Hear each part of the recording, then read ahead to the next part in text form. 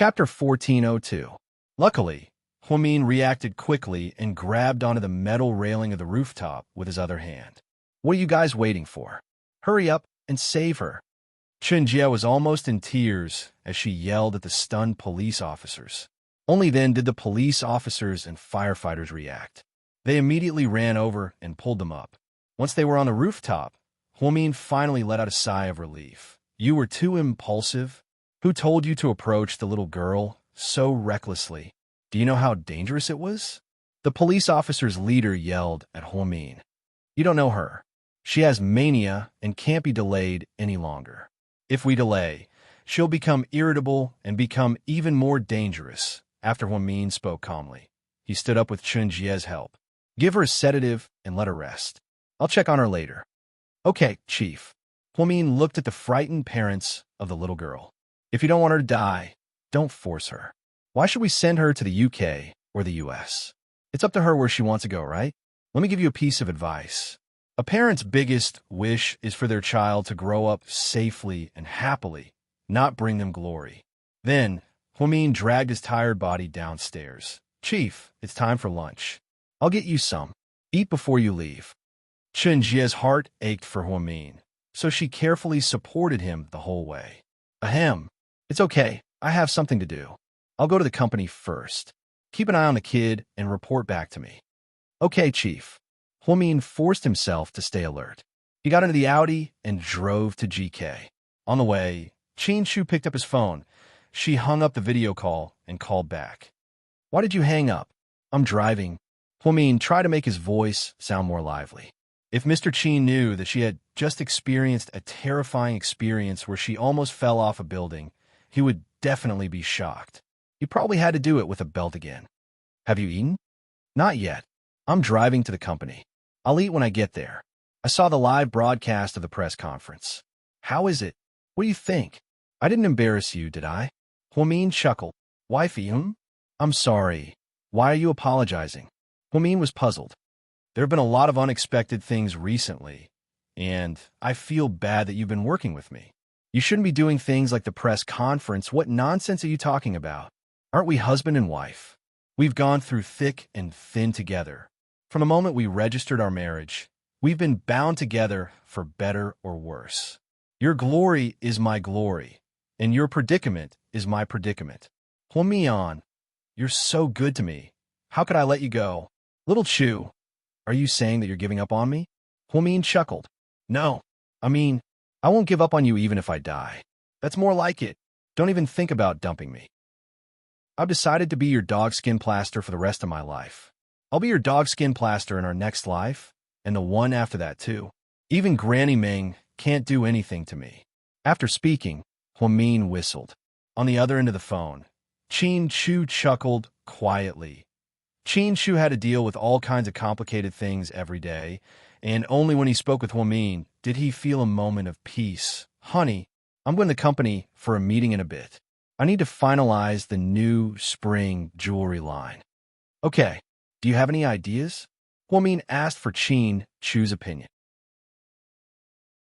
Chapter 1403. It's up to you. Honey, does this count as a harem interfering in politics? Huh? Huamin laughed and asked, wouldn't it be a waste if you don't interfere in politics when you have such a powerful harem? Chu asked back. Huamin couldn't stop laughing. Honey, I'm almost there. I'll talk to you later when we get home. Okay, be careful. After hanging up, Huamin parked the car and went upstairs. Bella, do you still have food? I'm starving, Huamin said as he walked in front of the president's office. Bella looked surprised. It's already 2 o'clock. You haven't had lunch yet? Do you have any fast food? I'll just have a bite of bread. I have a meeting in a bit. Before Bella could say anything, she saw an Yong walk over with a brocade box. Sis, I'm here to bring you food. Why are you here? Huamin was surprised to see an Yong. Jie just called me and said that you just finished work at Southside and haven't had lunch yet. I was rehearsing at the company today, so I drove out to buy some food. Good boy, I didn't dote on you for nothing. Huamin patted an Yang's head lovingly. She never thought that this child, who used to suffer from depression, would become a warm and caring boy. And Yang put down the box and poured Huamin a glass of warm water. Sis, you eat first. I'll continue rehearsing. I'll be at the company today. Just call me if you need anything. Go ahead. After Yang left, Bella looked at Huamin with envy. A young lady, you're so popular. Yang is very cold and doesn't get close to most people. Cold? Him? That's not it. That's because you don't know him. Huamin smiled as he opened the food box. Yang was really generous. She bought some dishes from a famous private restaurant in the city. There were a total of 4 dishes, 2 meat and 2 vegetables. There was also a bowl of red bean soup, which was especially delicious. Huamin was probably really hungry and ate a lot. After finishing the battle quickly, she took the blueprint that she had prepared for the meeting in the morning and studied it carefully. In the afternoon, they discussed with the jewelry design department for 3 whole hours before finalizing the new product. The press conference was set to start at 8 p.m. at one of GK's hotels. Due to the lack of time, Huamian didn't invite too many people. She was very touched that Jiang Xiaowei had taken the initiative to agree to come on stage. One had to know that Xiaowei was pregnant, a national treasure. If Xiaowei came, then Wei Liao would naturally come. If Wei Liao came, then Tang Chuan would definitely come. Then, see, Huamin did not invite him. After all, this was just a press conference, and she didn't want to use this opportunity to hype herself up. When she walked out of the company in the afternoon, it was barely 5 p.m. Huamin saw that there was still some time, so she drove to the supermarket to buy some supplements. Then, she went to President Wu's house. President Wu lived in a high-end residential area in the city. It was a multi-story house, not far from where Wu Xiaoxue used to live, so it wasn't hard to find. President Wu should have gotten off work by now. Huamin nervously pressed the doorbell. Huamin? President Wu was slightly surprised when he opened the door. President Wu, why are you here? I'm here to give you a gift. Recently, I've been delaying my work, so I was afraid that you would fire me. Huamin smiled. You, President Wu, who had a serious expression on his face, was amused by her words. After she went in, President Wu's wife came out as well. She was a very enthusiastic old lady. They made dumplings and invited Huamin over for dinner. Huamin didn't refuse. She sat in President Wu's dining room and slowly ate the dumplings. Huamin, you came to see me for something, right? President Wu could tell that this girl came with a lot on her mind. He didn't want to beat around the bush, so he took the initiative to ask. After Huamin heard this, she slowly put down her chopsticks. You can tell? She smiled apologetically. Tell me, what is it?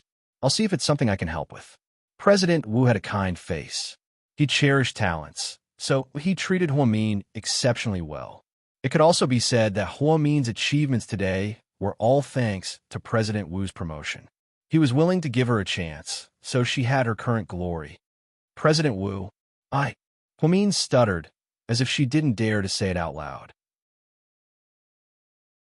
Chapter 1404. President Wu looked at Huamin's hesitant expression and became anxious. Director, I want to resign. In the end, Huamin made up her mind and blurted out the words on the tip of her tongue. She felt a lot more relaxed after she said it. President Wu wasn't surprised. It seemed like he expected Huamin to make this choice. Have you made up your mind? President Wu poured himself a glass of wine and asked slowly. Huamin nodded with determination. MHM, Qin Chu is too busy right now. There are too many things going on at the company, and my father-in-law isn't in good health. I want to go back and help him. But isn't being a doctor your biggest dream? Yes, but compared to my husband's business, I want to prioritize his business. I'm not a successful person, and I don't have much ambition. I'm not a strong woman, but in my eyes, my husband's business is the most important thing. I can't bear to see him work so hard so. Huamin didn't finish her sentence. However, it was obvious that he understood what she wanted to say. After a long moment of silence, President Wu looked up at her. Huamin, you know, I've always admired your talent. MHM, I know. There are many doctors, but not many are as dedicated as you. You've worked at Southside for so long, and although I haven't praised you verbally, I can't deny your contributions to the hospital. Director, I'm not that good. You're flattering me. Huamin was a little embarrassed. Let me finish. I understand where you're coming from, and it's normal for you to resign.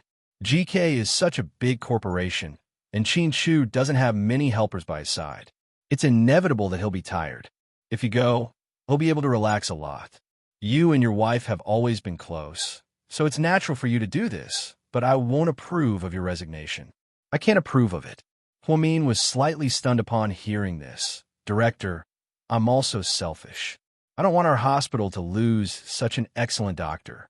So, I've decided to give you leave without pay. Leave without pay? Huamin's mouth was slightly agape. He was at a loss for words. What a great honor it was to stay on without pay. It meant that they would not be paid, but their position would always be retained. He could go back at any time and be reinstated at any time.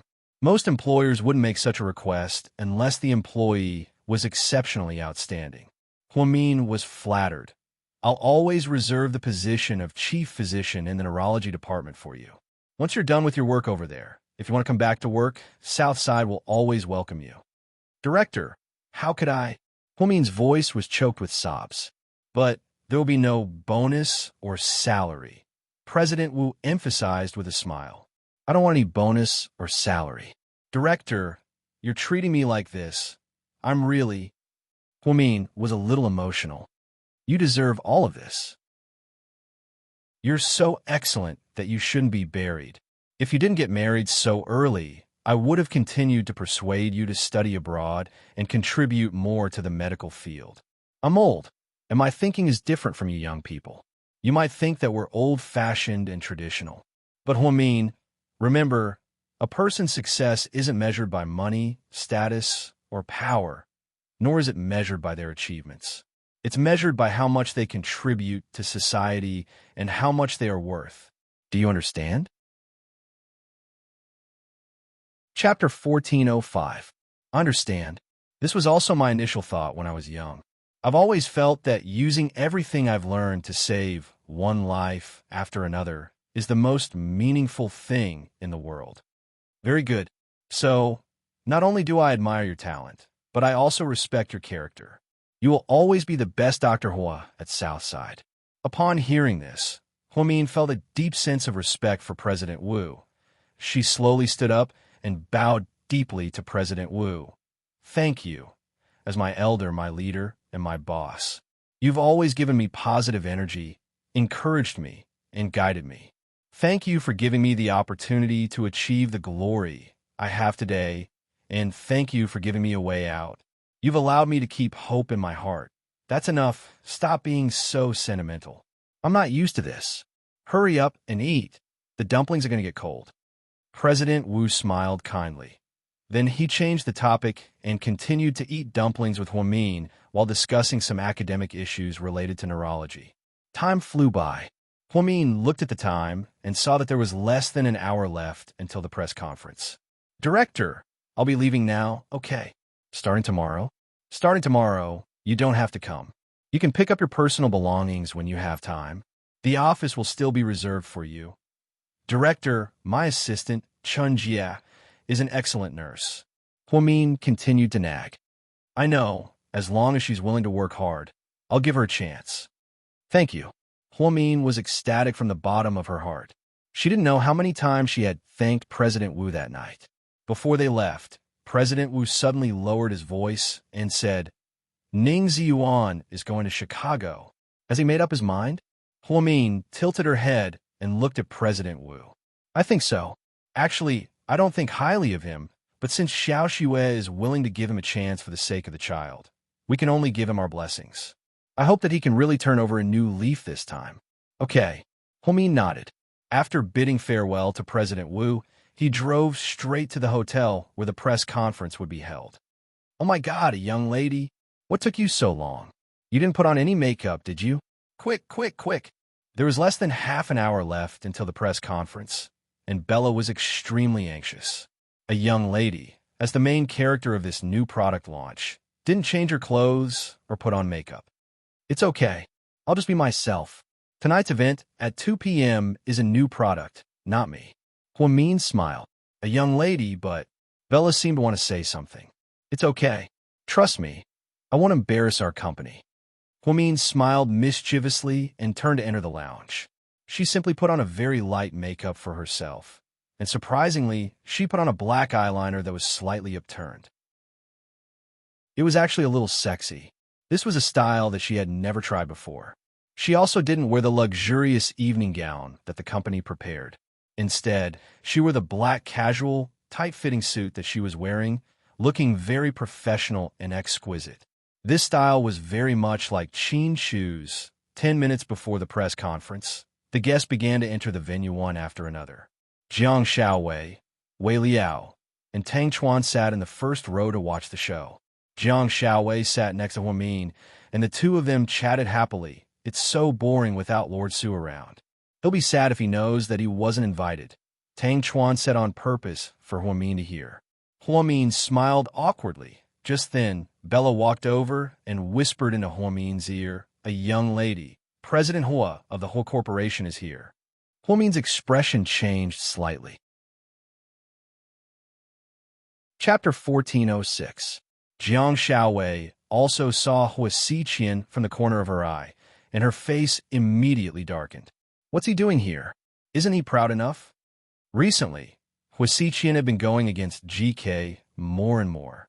While Qin Shu wasn't around, he tried his best to steal GK's talent. Whether it was real estate or entertainment, they were all at loggerheads. Huamin didn't know what was wrong with Hua Xiqian. Why was he acting like this all of a sudden? Mian, why didn't you tell me about the launch of your new product? Hua Xiqian walked in. He was wearing an orange suit and was as high profile as ever. President Hua is so busy every day. How could I disturb you? Don't be so formal. We're family. Hua Xiqian looked at Huamin's face and was in a good mood. President Hua, you must be joking. We're not family. I don't have a relative as noble as President Hua. You're throwing a tantrum again. Are you still mad at me for starting an entertainment company? If that's the case, then I can just ask those artists to go back. Is that worth it? Hua Xiqian smiled playfully. Huamin also maintained his elegance. I'm sorry, I don't like to let others give in to me, and neither does my husband. So, President Hua, please keep them for yourself. Also, since some people have left, even if they come back, we won't take them back. After he spoke, Huamin looked meaningfully at Mo Shui, who was wearing a black evening gown, standing beside Hua Xiqian. Mo Shui, on the other hand, looked calm. Mrs. Qin, you must be joking. I've never turned back. Since I've already left, why would I go back? Before Huamin could speak, Mo Shui continued. I wasn't very close to your company back then. If it weren't for President Hua's recommendation, I wouldn't have signed with GK. Isn't it normal for me to leave now? We weren't friends to begin with. Upon hearing Mo Shui's mocking words, Huamin was extremely angry. For a while, Mo Shui complained to Huamin about her child. Huamin's even questioned Hua Xiqian about it. But now this woman's eyes.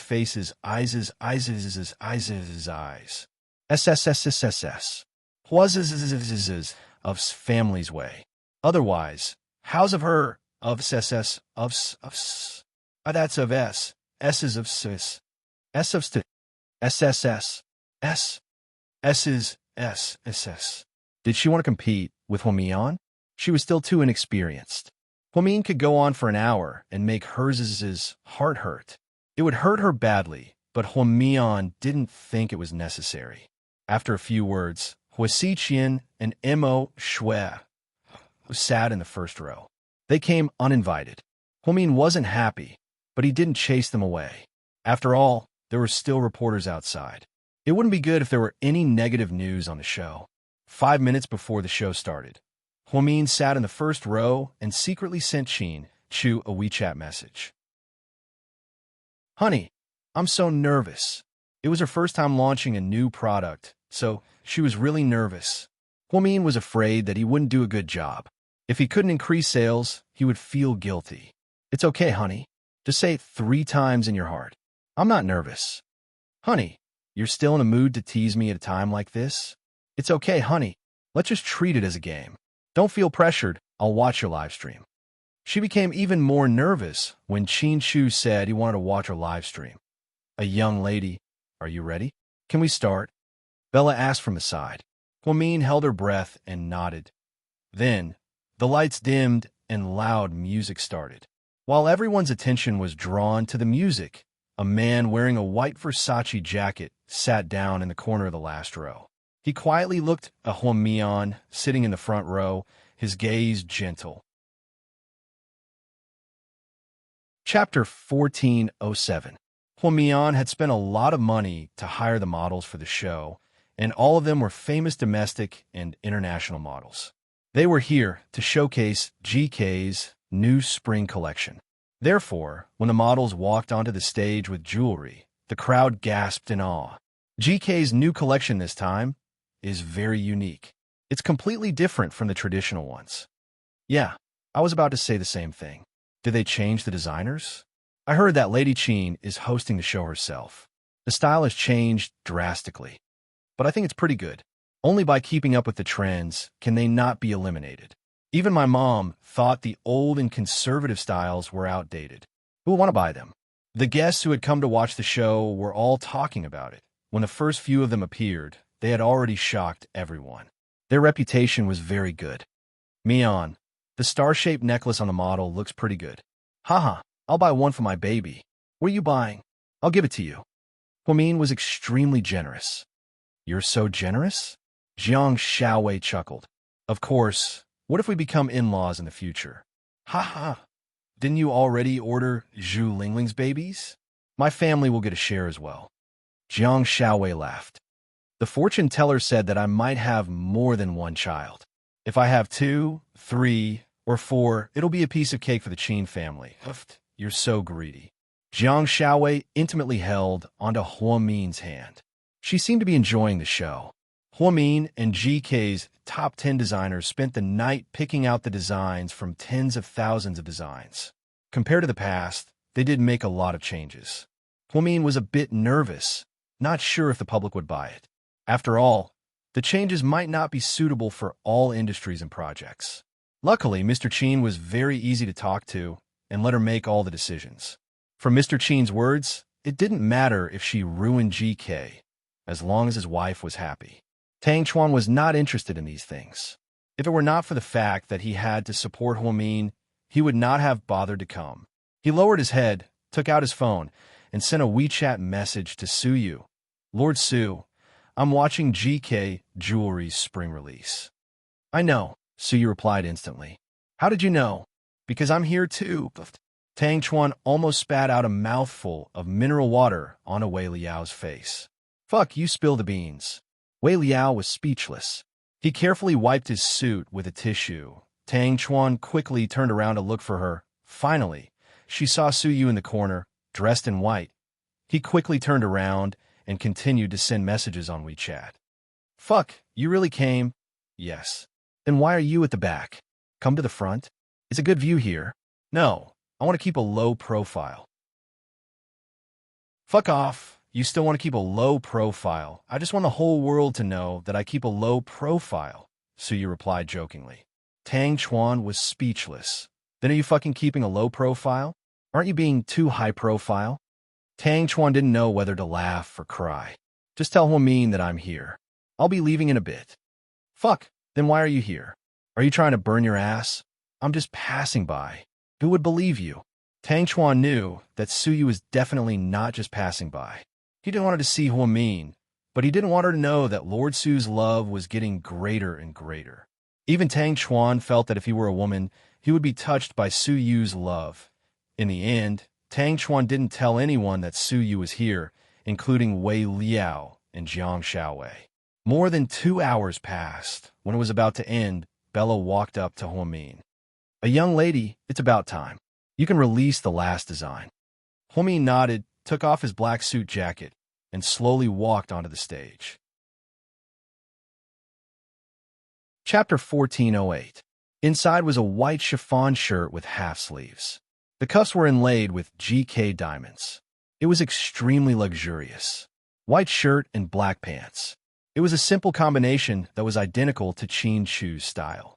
Huamin's hair was slightly curly, and she wore GK's new pearl earrings. They were exquisite and extremely cute. She elegantly walked onto the stage in her 5-inch black heels. Then, she took the microphone from the host. Just then, not far behind her, a 7 or 8-year-old girl wearing a white gown began to play City in the Sky. After the music started, Hwamin looked around the room and smiled. Suyu looked at her from afar and felt as if something had touched his heart. Hwamin isn't a gorgeous woman, but her aura is truly invincible. I've seen countless women, but I've never seen one as stunning as her, Tang Chuan sincerely praised. Then he took out his phone and recorded a short video. For Hwamin, my Mian is one of a kind. If I were a man, I like her too, Jiang Xiaowei said proudly. Wei Liao intimately put his arm around Jiang Xiaowei's shoulder. Slightly, in our next life, if you're a man and I'm a woman, we'll still be together. Shameless. Who wants to be with you? Although Jiang Xiaowei said this, she actually felt very sweet on the inside. Wei Liao was a man with a high IQ and a good temper. Most of the time, he gave in to Jiang Xiaowei. He always compromised and doted on her. Jiang Xiaowei was very satisfied with her current life, even though she knew that she couldn't be like Hwamin. She could have a man who loved her as much as his life, but after all, people couldn't compare. In this world, there was only one Qin Chu and only one Hwamin. Just then, Hwamin, who was in the middle of the stage, gently opened his mouth to the sound of the piano. Next, I'd like to introduce GK Jewelry's last new product of spring. It's also a piece of jewelry that I personally like very much. Then, a hostess walked up to the stage and opened the box in her hand. Hwamin took out a pair of bracelets. They were dark blue, the color of the sea. This is a pair of bracelets for couples. We named it Eternal Light. After speaking, Hwamin put one bracelet down and put it on his wrist. Then he raised his wrist and continued. It's 12 to 23 centimeters long, 8 centimeters wide, and weighs 45 grams. It's made of platinum and is embedded with 134 blue diamonds. It represents a lifetime. The most beautiful thing in the world is love. I think that when you're with someone, if they can give you the energy to wake up happy every day, sleep peacefully every night, and be filled with motivation for everything you do and hope for the future, then it proves that you didn't fall in love with the wrong person. The most suitable love is never to torture and eat each other in the name of love. Instead, it's to be with each other and be each other's eternal sunshine. That's why we named it Eternal Light. I hope you like it. After Hwamin finished speaking, the audience applauded, and the reporters picked up their cameras and began to take pictures like crazy. Mrs. Qin, is this bracelet available now? When will it be available for sale? Eternal Light is complicated to make and the materials are scarce, so we don't have it in stock. We're only accepting pre-orders. Mrs. Qin, how much is this jewelry set? Can you tell us? It's not for sale individually. It's designed for couples who love each other, so it's sold as a pair. The two bracelets together cost 680 million yuan. It's not expensive at all. It's much cheaper than some luxury bracelets. Those luxury bracelets cost hundreds of thousands. GK's prices are much more affordable. Upon hearing this, Hwamin only smiled. Damn, it's so beautiful. Honey, I want this bracelet too. Jiang Xiaowei immediately fell in love with it at first sight. I'll buy it. Wei Liao was extremely generous. Even Tang Chuan was tempted. When I get married, I'll buy one for my wife too. It's not bad. It's so beautiful. 134 blue diamonds. How'd he come up with that? Hwamin is so talented. I have to give it to him. Inside the presidential suite at the Marriott Hotel in T-City. Sir, what do you think of a young lady's last treasure? Yang asked the boss excitedly. Chapter 1409. It's not bad. Haha, I think it's great too. A young lady is very bold. Although it's risky to change the design, I have a feeling that it'll sell like hotcakes. Assistant Yang was extremely excited. His days in T-City were very boring. Every day, the president ran around and dealt with all kinds of difficult matters. Sometimes, he was so bored that he almost fell asleep at the hotel. Just now, he was watching the live broadcast on his laptop, and his blood was boiling. I said my wife's clothes are very good. Assistant Yang. Sir, shouldn't the focus be on our new product? Assistant Yang was speechless. Qin Chu didn't say anything. He stared at Huamin on the stage as if he couldn't get enough of him. Sir, is there an internal purchase price for this pair of bracelets? 68,000 yuan is quite expensive. Assistant Yang seemed to be tempted as well. He immediately wanted to buy a pair of bracelets and wear them with his wife. Then, he could show off to his friends on WeChat. Yes, if you buy it, I can sell it to you for 68,500 yuan. I'll give you a discount of 300 yuan. Qin Shu replied in all seriousness. Assistant Yang, sir, you're so funny. Like Huamin, Qin Shu also paid attention to GK jewelry. However, after the new year, sales fell into a slump. It wasn't just their company. All jewelry companies were the same. During this period of weakness, releasing new products was actually a good thing. At least, they could change it to something that didn't make people tired of looking at it. Other than the finale bracelet, there was also a series of jewelry, such as pearl earrings, necklaces, bracelets, rings, and so on. Huamian did this after considering all aspects. She had to satisfy different markets according to different demands. After the new product launch, Bella ran overexcitedly. A young lady, we've already received orders worth more than 5 million yuan. That's crazy. Huamin was a bit flabbergasted. It hadn't even been 10 minutes since the new product launch. Were these people crazy? It's true, especially the Eternal Light bracelet. The orders on our website are still increasing. It's terrifying, not bad. I'm quite surprised. Huamin had taken a risk by choosing Eternal Light. This was because a few veteran designers felt that they should preserve their original style and not take risks. Just make a love bracelet that imitates a certain luxury brand. However, Huamin didn't like to plagiarize. He didn't like to walk the path of others. She felt that if a company did not innovate and only relied on its past achievements, adhering to the rules, or following the trend of design, it would be useless. In the end, they would still be eliminated by the market. She remembered passing by a small hotel when she was very young. That hotel was very popular in the city at that time. Many people would choose to hold their weddings there. The sign outside their hotel was very eye-catching. I have what others don't have, I can change what others have, and I'm good at changing what others can. At that time, Huamin felt that this boss was smart and would definitely achieve great things. In the end, more than 10 years had passed, and that medium-sized hotel had now opened more than 30 chain stores in the province. That little boss also became a well-known entrepreneur. Therefore, this time, they put a lot of effort into innovation. Finally, at the last moment, they jointly created Eternal Light. Also, Huamin had a little secret that she hadn't told him. Back then, when she took the final manuscript of Eternal Light to the production department, she said that she wanted to make a pair first, and she wanted to wear it herself. There were 2 letters engraved on the inside of each bracelet, CM, the homonyms of Chu and Mian. She wanted to give this mysterious gift to Qin Shu on their wedding anniversary. For so long, Qin Shu had always been the one to prepare surprises for her. She didn't seem to have prepared anything for him. Just thinking about it made her happy. The original plan was to have a wedding on the day of their marriage certificate. However, with so many things going on in the company, Huamin didn't mention it to Qin Shu. Huamin's in-laws urged her a few times, but Huamin ignored them. After all, she wanted to wait until everything was settled before having a romantic, unforgettable wedding with Qin Shu. After the launch of the new product, Huamin walked Jiang Xiaowei and the others out. When she turned her head, she happened to walk across Hua Xiqian. Eternal Light is amazing, just like you. Hua Xiqian looked at Huamin with a dubious gaze. Chapter 1410. President Hua, you're too kind. Huamin's tone was obviously distant. There was a period of time when her relationship with Hua Xiqian eased up a lot.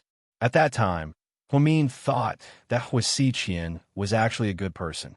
But now, she realized that he had too many thoughts and no one would ever know what he was thinking. He was the kind of person who could do anything, especially when Huamin suspected that he had something to do with Jiang Linyue's murder, and when Song Yisher sent her a private message on Weibo. She was increasingly convinced that Hua Xiqian and she were destined to walk on 2 different paths and would never cross. They couldn't even be friends because they had different values. Although Su Yu was arrogant and high profile, Su Yu at least had a decent view of life and knew what to do and what not to do. But when it came to Hua Xiqian, there was no such thing as should or shouldn't.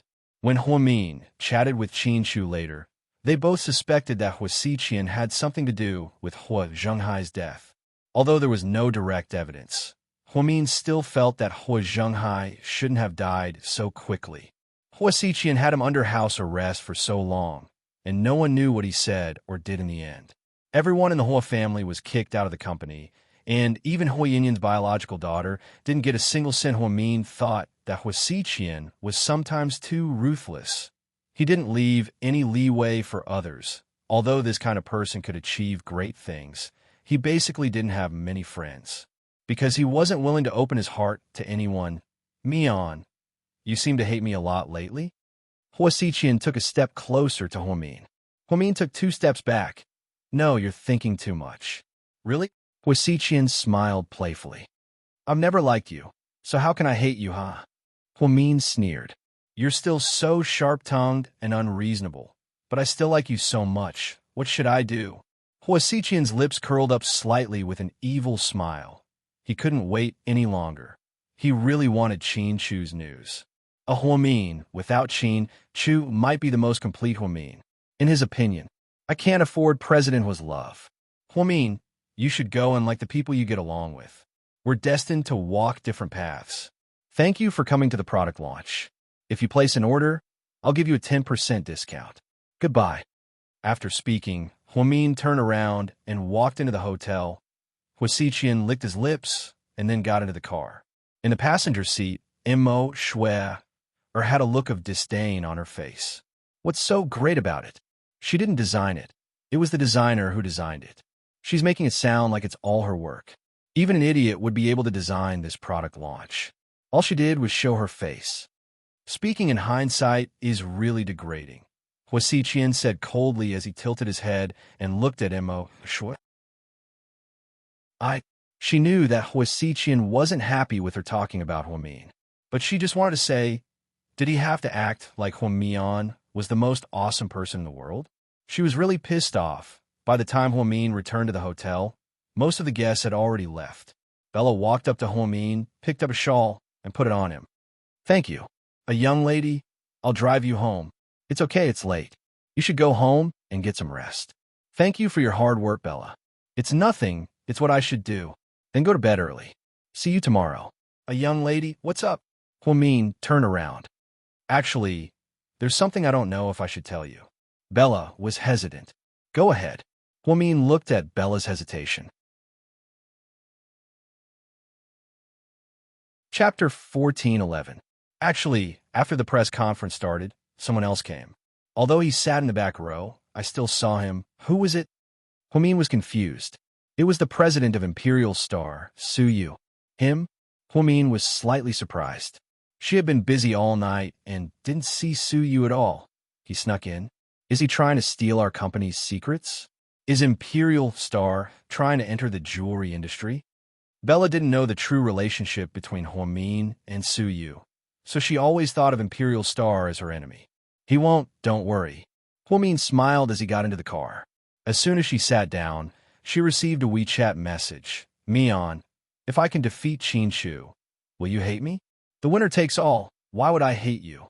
Hua Min asked back. Hua Xiqian immediately replied in surprise. You really think so? Yes, I won't hate you. I'll only fight you with my husband. Huh? Hua Xiqian only replied with one word. She was still as stubborn as ever. Just then, Hua Min sent her another WeChat message. You stole GK's land midway. You're amazing. You poached all of GK's employees when the whole corporation opened an entertainment company. You're amazing. But if you think that you're willing to sacrifice innocent lives just to defeat Qin Shu, Hua Xiqian, don't you feel guilty at all? Little sister Mian, what are you talking about? I don't understand. No, you do. I'm sure you know what I'm talking about. I'm just reminding you, it's okay to make money. It's okay to fight for fame and fortune, but remember your bottom line. After speaking, Hua Min directly blocked Hua Xiqian. He didn't even bother to delete them, because if he did, they could still add you again and again and harass you. If he blacklisted her, the connection would be cut off permanently. Although Huasiqian did not directly declare war, he had been making frequent moves recently, targeting Qin Shu. Huamin had already seen through his intentions. Therefore, it was impossible for him to pretend that they were still friends and keep his WeChat. When Huasiqian sent another reply to Huamin, he realized that his message had been rejected. Tiska, blacklisting me. I like that. Huasiqian smiled, and his smile became even brighter. Before he started the car, he turned to look at Mo Shui. Hey, tell me, what is the bottom line of a person? Mo Shui was slightly surprised. She didn't know why Huasiqian would ask such a strange question. She wasn't prepared for it at all. Bottom line, how much is it worth? Sigh. Huasiqian sighed and continued driving. Huamin dragged her exhausted body to the first hospital. After visiting Qin Shu's father, she drove back to South Hill Manor. She took a hot shower, changed her clothes, and walked out.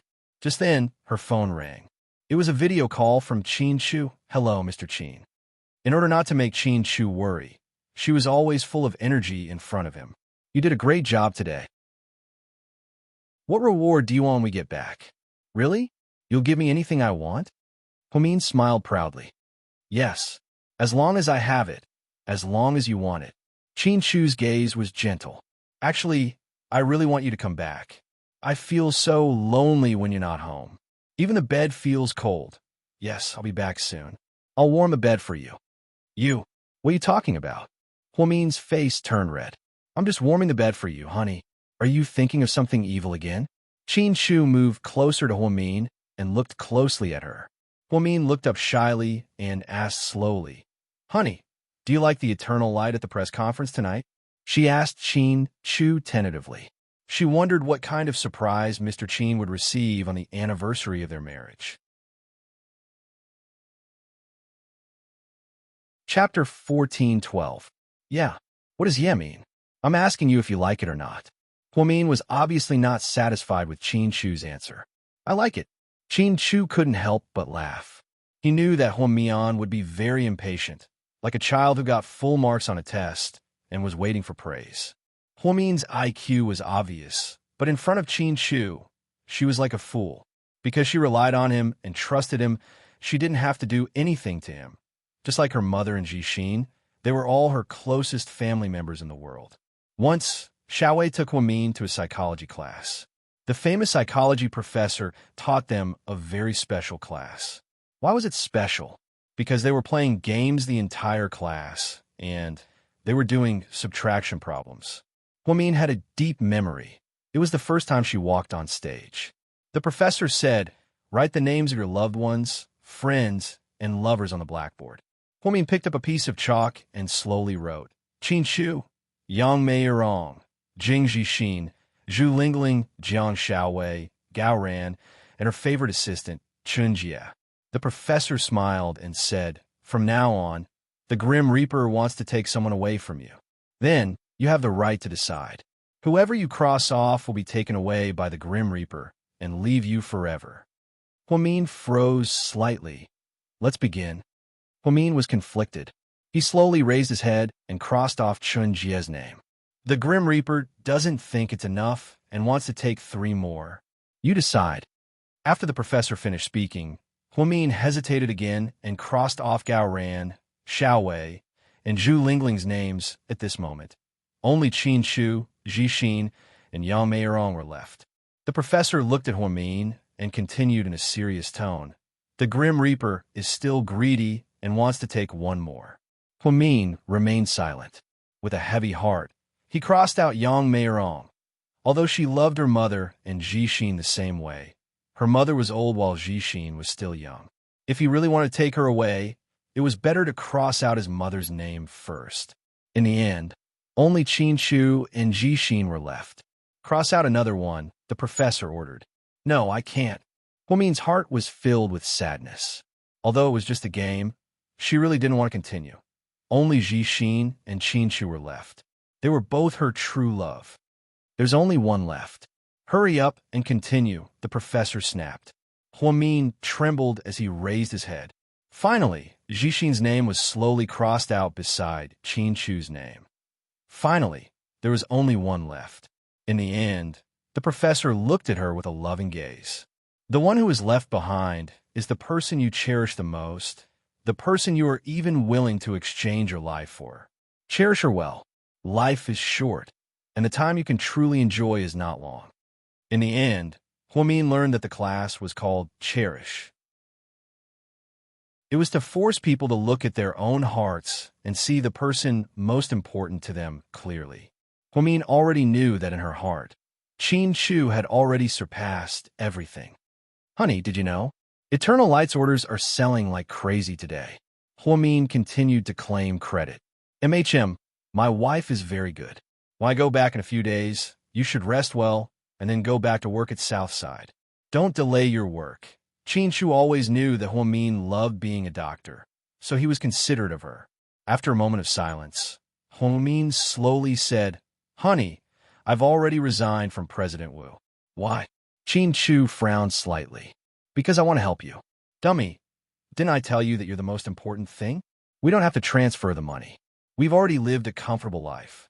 If you're tired, I can sell GK and become a doctor with you. Do you need a brain surgeon at your place? I'm very good at medicine. Qin Chu smiled warmly. Huamin wanted to cry. Didn't they say that in a man's eyes, business was always more important than beauty? Why would her Mr. Qin stupidly sell GK and become a doctor? Why would he have such a crazy idea? Sell what? GK is Dad's blood, sweat, and tears, Huamin corrected him. But the hospital is also your blood. Qin Chu stared at Huamin's face and said seriously. Chapter 14:13. Let's not be so modest. Even though I really like being a doctor, compared to what you're doing, I'm more willing to help you. Helping my husband with his work gives me a sense of accomplishment. Even though it's hard work, it's also fulfilling. Besides, Director Wu said that he won't approve of my resignation. He's given me leave without pay. After I'm done with my work, I can go back whenever I want, so don't worry about me. Okay, I can't out-talk you. Qin Chu knew that Huamin had her own ideas. She wasn't someone that could be persuaded with just a few words. Has Jixin contacted you recently? Huamin asked. Lately, the kid seemed to be closer to his brother-in-law than to his sister. He went to Africa with his classmates. What? He went to Africa? Sure enough, Huamin's reaction was intense. He didn't want you to worry. That's why he didn't tell you. It won't be a problem. It's not a war-torn country. It's Tibet. There's a lot of wildlife conservation there, and it's close to nature. That little brat? Earth can't hold him anymore. Huamin jokingly scolded. After I'm done here, we'll go to New Zealand to see him, and then we'll go to the States. To California to see the sunset. Huamin rushed to answer. Yeah. Qin Chu nodded. Deal. Don't break your promise. Otherwise, I'll remind you every day and torture you to death. I won't break my promise. After the couple flirted with each other for a while, Huamin felt extremely sleepy. After saying goodbye to Qin Chu, she hung up the phone and fell asleep in less than 2 minutes. It seemed like she was really tired. Marriott Hotel in T-City. Sir, when are we going back? Didn't the police eliminate us as suspects? I still have some things to take care of, Qin Chu said. Then, he walked to his computer and turned it on. 3 hours ago, Rick called and said that he found out that Jiang Linyue had deposited something in a bank in T-City. It was in a safe, but it couldn't be taken out unless the owner took it. Now that Jiang Linyue was dead, only her family could retrieve it. Her parents were both overseas, and basically no one could contact them. Therefore, Qin Chu had been thinking of ways to get this thing. He always felt that it seemed to be related to the case. Otherwise, Jiang Linyue wouldn't have been so careful. The next morning, Huamin woke up early and drove to GK headquarters. A young lady, good morning. A young lady, good morning. All the employees seemed to have gotten used to Huamin being in the company and had already regarded her as the leader of the company. There was nothing wrong with replacing Qin Chu. During the morning meeting, Huamin gave out a bonus to the design department. Then, he made arrangements for the distribution of the jewelry. He had just returned to his office after the morning meeting. She saw Chan Jie standing in front of her office. Little Jie, Why are you here? Director, I, I, come in and talk. Seeing that Chun Jie was about to cry, Huamin pushed open the door and let her in. Director, I also want to resign. After you leave, I don't want to work at Southside anymore. Can you find me a job at GK? I want to continue being your assistant. After you leave, I don't want to work at Southside anymore. Chun Jie loved Huamin very much. She originally thought that Huamin was only taking a temporary leave of absence. Then, she heard from a hospital that Dr. Hua was on leave without pay and that he would never be able to return. Chun Jie suddenly panicked. After struggling for an entire night, she made this bold decision. Chapter 14:14. Jie, you used to be a nurse. Will you be able to get used to working at the company? I don't know how to do it, but I can learn. Anyways, I want to work for you. Chun Jie looked like she was wronged. Boss had left, but he had actually left her in the hospital. Her heart was cold. Jie, I didn't resign. The director gave me a leave of absence, so I might go back to work. But the hospital said you won't be going back. I don't think you'll be going back anytime soon. Chun Jie said quietly. You want to come to GK because you want to see an Yang more, right? Huamin teased her. Chun Jie's face immediately turned red. Chief, what are you talking about? Okay, I'll stop teasing you. Jie, how about this? If you really want to come, you can be an Yang's assistant for now. Don't be my assistant. There are too many things to do at the company, and you won't be able to learn everything in a short period of time. You can go to GK Entertainment and stay with an Yang. Chun Jie was pleasantly surprised. She didn't think that Huamin would agree so easily. Before Chun Jie could speak, Huamin continued. You'll be paid the same as an assistant at GK Entertainment, and you'll get all the benefits. Although you're officially working at Southside, we still have insurance and housing, so the benefits are no less than what you get at the hospital. But if President Wu finds out that not only did I leave, but I also took you with me, will he kill me? No. President Wu loves you the most, Chief. Chun Jie smiled brightly. Little girl, go. I'll call GK Entertainment right now. You go report to GK. Okay, thank you, Chief. Oh no. Thank you, President Hua. Chun Jie was overjoyed as she ran out of the office. Huamin had a headache, so he took out the cold medicine from his bag and took 2 pills. She had been exhausted recently, and it was about time for her to get an injection. However, she didn't have time, so she could only take the medicine. Only Bella knew that even she felt bad for a young lady. She heard a ding from her WeChat.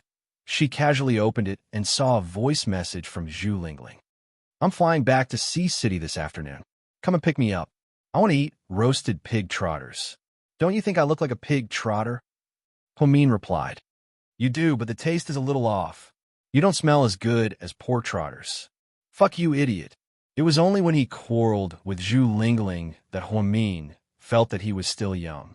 What time will you arrive in the afternoon? I'll pick you up. You don't have to lend it to me. My family's police will pick me up. Just find a good hotel and wait for me. Tycoon, remember to bring more. You'll pay the bill. Well, you take me, and I'll take the money. Huamin smiled. Just then, Bella knocked on the door and entered. A young lady, did you watch the live broadcast? What live broadcast? Huamin was slightly surprised. Why don't you turn on the TV? I think your cousin went on a reality show and complained about you. Bella stuttered. Huamin had a bad feeling about this. Cousin? Was it Yang Xiaoping? Bella took out the remote control and handed it to Huamin. She turned on the TV and tuned to a local satellite channel.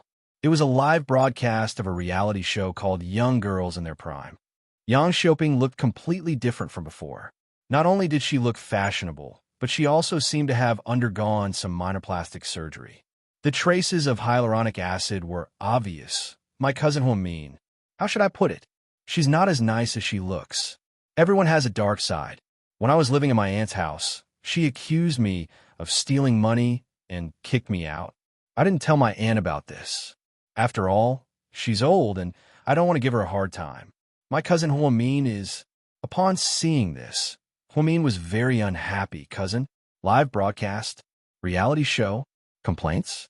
How interesting. Chapter 14:15. Bella watched TV as she observed a young lady's expression. A young lady. Do you want to call the TV station and complain? No need. But it's not good for you to say things like that. It's okay. Let her say what she wants. Yang Xiaoping's comments on the reality show became the hottest topic of the day. She even went as far as to create a Weibo account. There were even some fans who liked to say that she was real and had a straightforward personality. In the afternoon, a well-known media outlet interviewed Huamin exclusively. After the video of the interview was released, it became the front page of all the major media outlets. The title of the article was Cousin. Huamin says he doesn't know her well. In the video, Huamin's attitude was calm. He wasn't angry or annoyed at all. His aura was firm and steady. Mrs. Qin is Yang Xiaoping, who appeared on the reality show. Your cousin? Yes, she's my mother's brother's daughter. Then why haven't you guys been seeing each other often? She's so close to you, but she's not as close as you are to Yang, an outsider. Because we used to be very poor. When I was young, my mother had a hard time raising my brother and I. My uncle's family probably hated us for not living up to his expectations, so he never hung out with my mother. That's why this is the first time I've met my cousin. She said you framed her for stealing. Is that true? Or the host asked.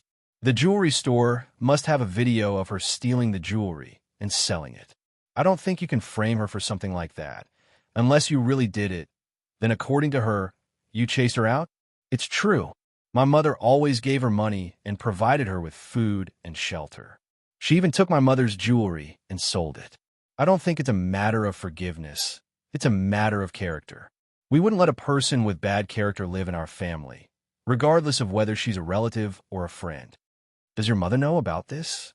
She didn't know at first, but now that she's on the reality show, I'm sure my mother knows about it. Do you have any advice regarding this matter? No, I don't want to cause trouble, but I'm not afraid of trouble either. I don't think Yang Xiaoping is that scheming. I'm afraid she was used by someone. Your company's legal team is very strong. Will you issue a lawyer's letter? No, I won't make things difficult for my mother. After all, I'm her niece. I won't go to court.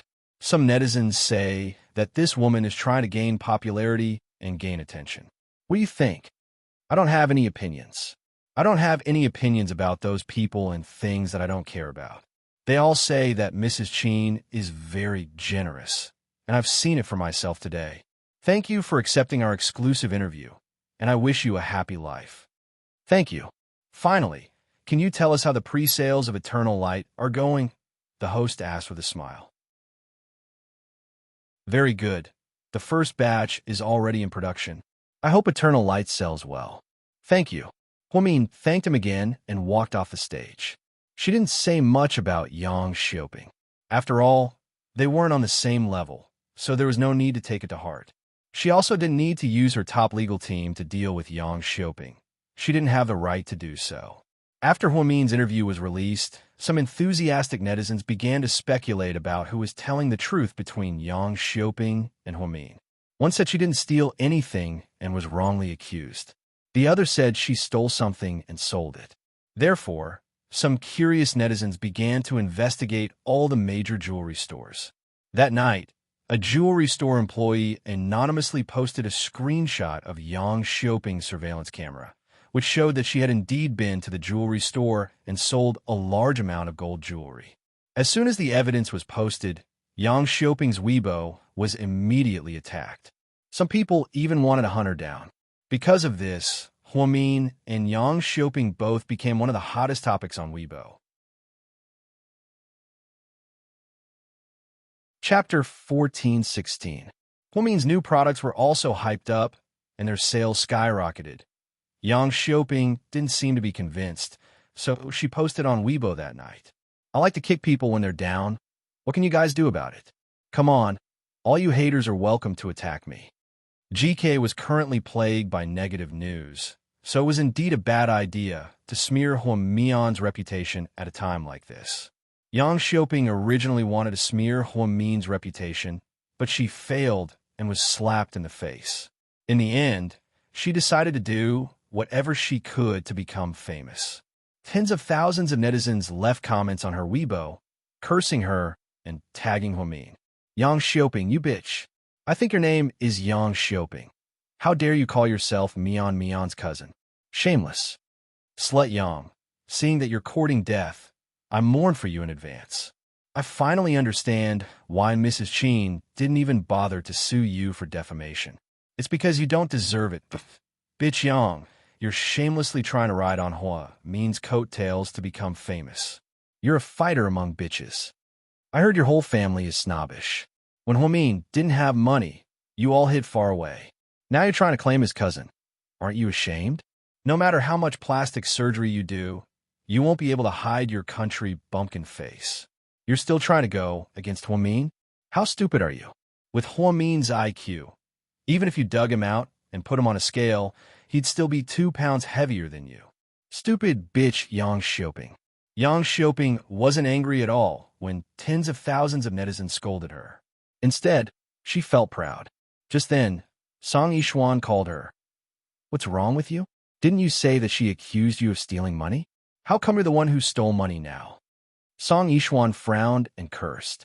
When she first contacted Yang Xiaoping, she pretended to be friends with her and gave her gifts so that she could use them one day. Yang Xiaoping finally found a team to work with, so she and Song Yishuan began to smear Hua Min. She even said that Hua Min accused her of stealing, but Song Yishuan actually believed her. Who would have thought that he had been tricked by this village girl? Song Yishuan was the one who pulled strings to get her on the reality show. She didn't expect to be slapped in the face so soon. Song Yishuan was furious. My cousin is a scheming person. She probably hired a water army or something to clear her name, right? Forget it, I don't care. Anyway, don't say that you know me, no matter what kind of media you accept. Xian, what about the 200,000 you promised me? I'll give it to you tonight. Let's meet tonight. I'll give you cash. Song Yishuan was very cautious. She was afraid that the bank might have records of the transaction, and she would be in trouble if they found out about it. After all, Hua Min was such a meticulous person. All right, see you tonight. Yang Xiaoping was quite pleased with herself. After all, she could live such a carefree life with her black cousin. Sky Blessing Court Hua Min was busy the whole day, so he went to see his mother that night. His mother called him to ask about what had happened. Mom, I'm off work. Mian, what's going on? Why did Xiaoping say that on TV? Don't worry, we'll talk about it slowly. Hua Min placed his bag on the sofa and sat down with his mother. I saw it on TV. I really don't know what's going on with Xiaoping. Why did she say that? It's bad for you guys. Plus, didn't she go out to work? Why is she on TV? Mom, Xiaoping was the one who took your jewelry when you lost it last time. Huh? Yang Meiyerong was slightly surprised. Chapter 14-17. I didn't tell you because I didn't want you to get mad. After all, she's your niece. I easily found the transaction records at the jewelry store. I exposed her and she was scared, so she tried to get it back. Then I kicked her out. No wonder. I was wondering why she suddenly left. Yang Meiyerong finally understood. That kid. I was so nice to her. Yang Meiyerong was a little sad. Mom, not all sincerity can be exchanged for sincerity. Seriously, I even asked her to give your uncle a lot of things and money during Chinese New Year. I can't believe she still tried to defame you after everything I did. She's so heartless. It's fine, I don't mind. I went on an exclusive interview today and explained everything. I also promoted my company's new product, so it won't affect anything. But Mom, what if Xiaoping comes to you? I won't let her in. Yang Meiyerong seemed angry. Xiaoping isn't that pure. I hope you won't interact with her anymore. Upon hearing his mother's words, Hua Min relaxed. That night, Yang Meiyerong made Hua Min 2 bowls of coarse grain noodles. Then, she drove home and went to her study to organize the company's documents. She finally understood why Qin Shu was so busy after work every day. The workload at GK was like an ancient emperor reviewing memorials. The documents piled up like a mountain. She dove into the documents and began to focus on her work. On the other hand, Hua Xiqian seemed to be very unhappy with Yang Xiaoping. Slandering Tom Mian was absolutely intolerable. At first, he thought that Song Yishu instigated Yang Xiaoping. Later, his people investigated and found out that Song Yishuan had been in contact with Yang Xiaoping. Boss, they're meeting tonight. Oh good, I'm going to give them a surprise. Huasi Qian raised his index finger and kissed it that night. After Yang Xiaoping and Song Yishuan met, they left the restaurant. She was hit by a speedily modified race car. Song Yishuan broke 3 of her ribs. Yang Xiaoping was in a more serious condition. Her left kneecap was fractured, and there were many abrasions all over her body. Both of them were sent to the hospital overnight for emergency treatment. By the time Huamin finished his work, it was already past 11 p.m. She had planned to have dinner with Lingling and Gao Ran today, but Yang Xiaoping's incident suddenly happened. Therefore, she changed the appointment to tomorrow night. She only noticed the news on her phone when she went to bed after taking a shower. Since Song Yishuan's identity was sensitive, she had to remain anonymous. On the other hand, Yang Xiaoping's car accident was widely reported. Many netizens felt very satisfied and said that this was Bitch Yang's retribution.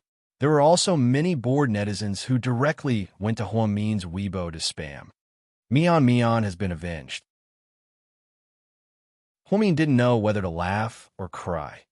Huasiqian Private Villa Song Yishu came back from visiting Song Yishuan at the hospital and did not go home. When she returned, Huasiqian was drinking red wine in the living room in his pajamas. Did you get someone to hit Xian? Song Yishu asked angrily. What? Aren't you happy? Didn't that pig-like cousin of yours almost disfigure you when she was speeding? Isn't it better if she's dead? Huasiqian admitted to it and didn't even bother pretending to be innocent. It was obvious how arrogant he was. Huasiqian, are you crazy?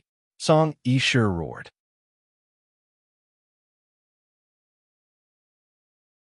Chapter 14:18. After Song Yishu found out that Song Yishuan was in a car accident, she immediately went to the hospital with her family. She originally thought that it was a hit-and-run accident.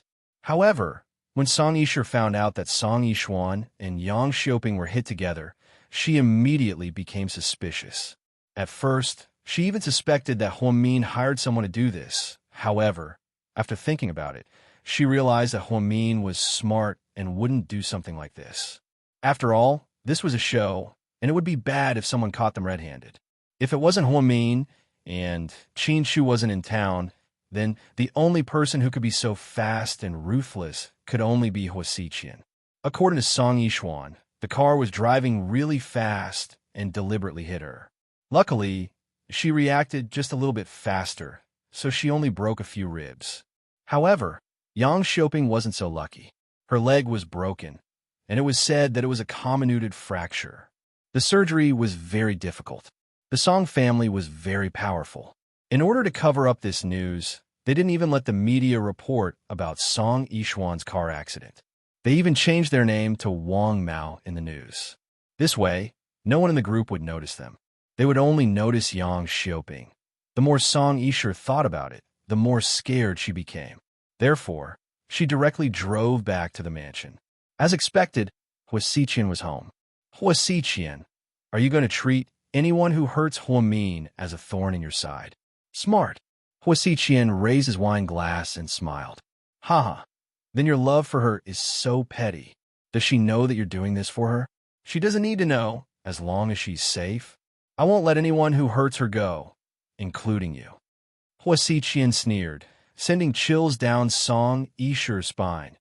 Ever since she found out about Huasiqian's intentions, Song Yishu didn't have the heart to hurt Huamin. Compared to Huamin, Huasiqian was simply too terrifying. You've really gone mad. If she knew how perverted you are, she would probably hate you even more. She'll fall in love with me one day. You should pray for me that I can defeat Qin Shu, because that's the only way you'll have a chance to be with Qin Shu. I'm not as despicable as you. Although my methods aren't honorable, I won't joke around with people's lives. Do you know that? If Xian dies today, my uncle will not let you off. Song Yishu didn't have a good relationship with Song Yishuan. However, her uncle only had one daughter. If she was really killed, the Song family would definitely not let the matter rest. To her surprise, Huasiqian slowly placed his wine glass on the table. Then, he narrowed his eyes and smiled at Song Yishu. Who is your uncle? I don't even care about your father, so why would I care about your uncle? Do you really think that the Song family is so great? What a joke. Song Yishur was so angry that her face turned pale, but she didn't dare to respond. She didn't think that angering a psychopath like Hua Xiqian was a rational thing to do. Oh, right, you can record it and hand it over to the police. Song Yishur froze, but you have to make sure that you'll be able to get there alive. After speaking, Hua Xiqian smiled evilly and turned around to go upstairs.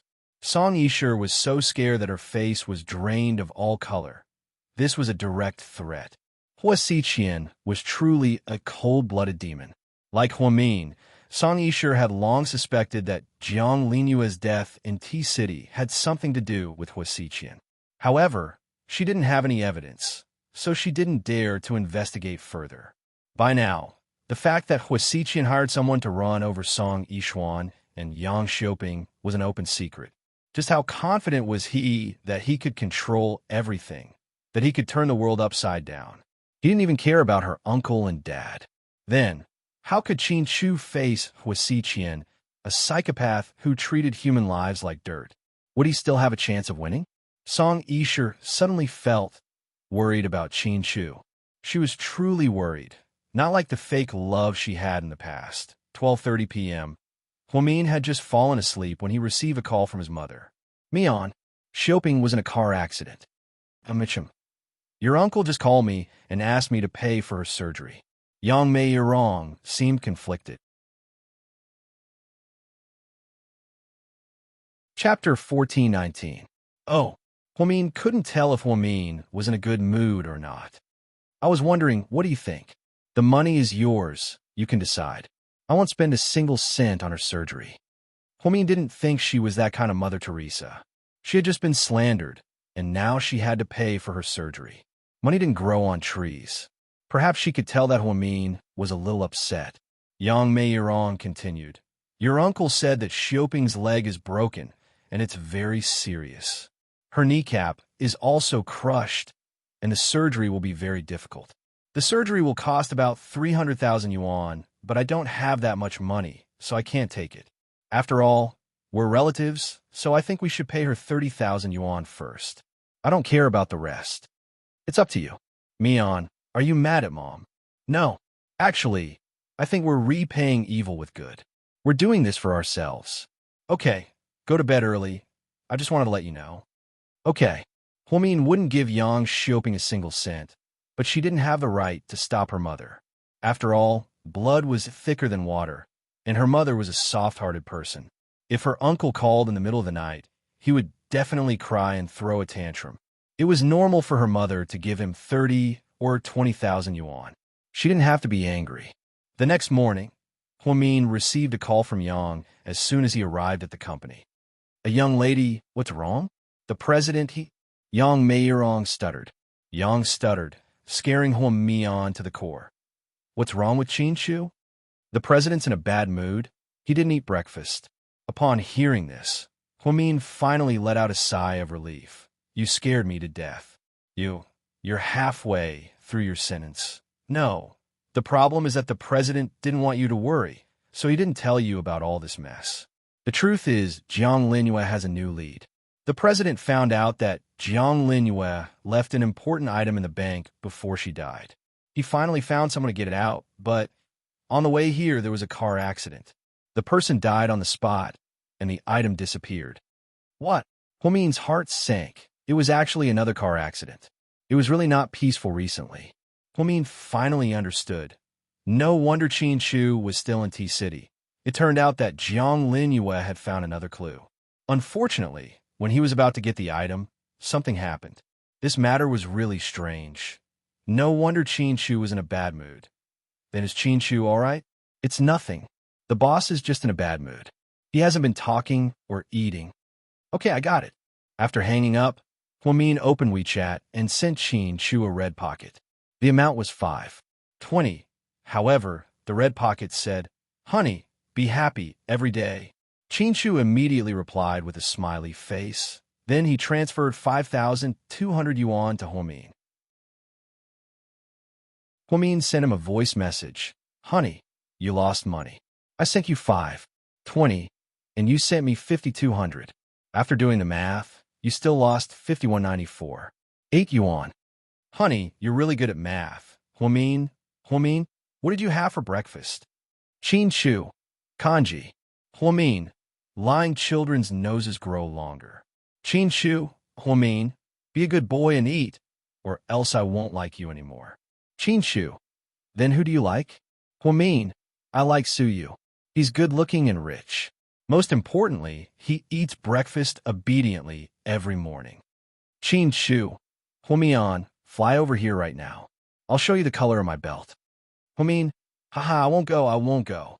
The husband and wife were bickering, and someone was suddenly implicated. Imperial Star Headquarters, achoo. Suyu sneezed twice in a row. President Su, the morning meeting is in 15 minutes. Do you want to eat breakfast first? Assistant asked tentatively. Chapter 14:20. I don't want it. Suyu refused without hesitation. Just now, someone praised him for eating his breakfast obediently. It seemed like Lord Su wasn't worthy of compliments at all. At the whole corporation, boss, I got it. Did that person see it? Huasiqian asked lazily. We're not sure if that person saw the information inside or not, but logically speaking, he shouldn't have. After all, he's just Chin Chu's errand boy. He shouldn't be that bold. Where's that person now? He's dead. Okay, you can leave now. Yes, sir. After his subordinate left, Huasiqian picked up the craft paper bag. He didn't think that bitch Jiang Linyue would have a backup plan. She was already dead, but she still caused so much trouble. It really pissed him off. If he didn't think this through, the item would probably be in Chin Chu's hands right now. It was better to avoid unnecessary trouble. Huasiqian slowly opened the craft paper bag. It was wrapped in layers and layers. It was obvious that Jiang Linyue was very careful. As expected, inside was a letter from Jiang Linyue, as well as a USB drive. It contained audio recordings of her conversations with Huasiqian. Jiang Linyue also said in the letter that if news of her death got out, this paper bag would automatically be mailed out a month later. It seemed like Chin Chu acted quickly. It only took him a few days to find the location of this item. If Chin Chu couldn't find it, then the item would still be mailed out a month after Jiang Linyue's death. But where would it be mailed to? The address and recipient surprised Huasiqian. South Side Recuperation Center, Neurology Department. Huamin? He didn't think that at the last moment, the person that Jiang Linyue trusted the most was Huamin. This is truly ironic. Huasiqian smiled as he picked up a lighter and slowly lit the paper bag on fire. The information inside instantly turned into ashes. Ha! You bitch, you're dead and you're still causing trouble. Don't worry, my little sister Mian will never have the chance to see your letters. Huamin went to work on time in the morning. After a busy morning, he finally had some free time. She sat in her office and quietly looked out the window. To be honest, she missed her time at Southside. Although being a doctor was tiring, it was her favorite job. If he was in the hospital, he should have finished treating many patients by now, right? Should I go to the hospital's cafeteria with Xiao Jie? Ding! She received a WeChat message. Comrade Huamin, are you going to treat me or not? We haven't had breakfast yet. Ha ha, please. The two of you can come now. There's a very good restaurant downstairs called Bamboo Garden of Sanyu. Okay, wait for us. We'll be there in 20 minutes. Zhu Lingling had a stomach full of complaints. She had not seen Huamin for many days. She had finally flown back from overseas and wanted to get together with him, but this guy had been busy all the time. 20 minutes later, at the restaurant downstairs, Huamin saw Zhu Lingling and Gao Ran. The two of them were so lovey-dovey that they even had to hold hands while walking. Ahem, can you be more careful with your image in public? Huamin coughed on purpose. To his surprise, Zhu Lingling immediately rolled her eyes at him. How dare you say that? You have no right to say that to us. Don't you remember how inhumane you and Chin Chu used to be? Huamin smiled but did not say anything. After they sat down, Zhu Lingling picked up the menu and began to order. Mr. Rich, did you bring enough money? I'm going to rip you off today. Don't worry about it. If you can't finish it, you can take it away. Huamin chuckled. Gao Ran wrapped one arm around Zhu Lingling's neck. Ling, can we not embarrass ourselves? Can't I afford to feed you? It's like I haven't eaten in hundreds of years. Yeah, you can't afford to feed me. Your monthly salary isn't even enough to buy me a Dior bag. Gao ran. Huamin laughed as he watched the two of them bicker. He suddenly missed Qin Chu. An occasion like this would only be complete if Mr. Qin was there. Gao Ran turned around and asked, Qin Chu isn't back yet.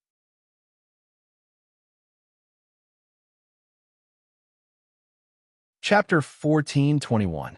Huamin shook his head. Isn't he done with T-City? I sent him a WeChat message the day before yesterday and told him that the compensation was done. Gao Ran was a bit puzzled. There are still some other things to take care of, but I think he'll be back soon. MHM, let's meet up when he gets back. Okay. They were happily eating dinner, but halfway through, Huamin received a call from Bella. Then, he stood up apologetically and said, You guys take your time. I have to go back to the company. You're leaving just like that? Zhu Lingling didn't want him to leave. When Qin Chu gets back, I'll be free. Then, I'll accompany you to eat, drink, and have fun. Okay, let's go. Remember to pay the bill. Huamin chuckled. After paying the bill, he went straight back to the company. After Huamin left, Zhu Lingling felt a bit down. Why aren't you eating?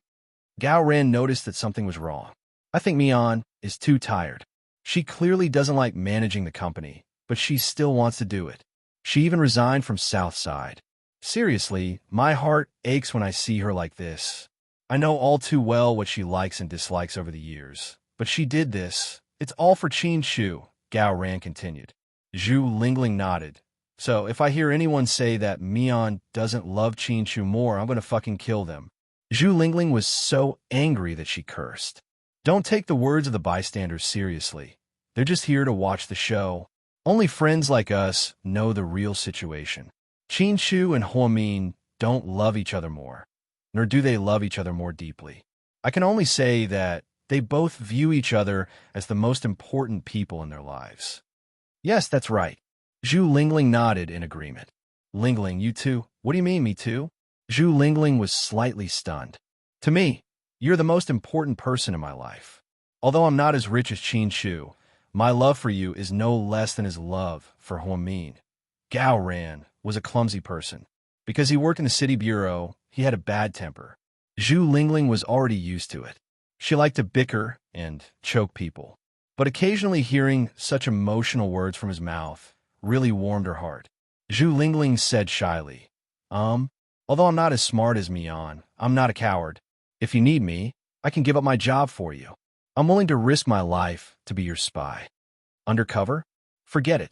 I'm afraid I won't be able to sit with my weight and will sink to the bottom. Yeah, friend. This couple started quarreling as they loved each other, but as they quarreled, they got back together. This was how they got along. By the time Huamin returned to the company, it was already 2:30 in the afternoon.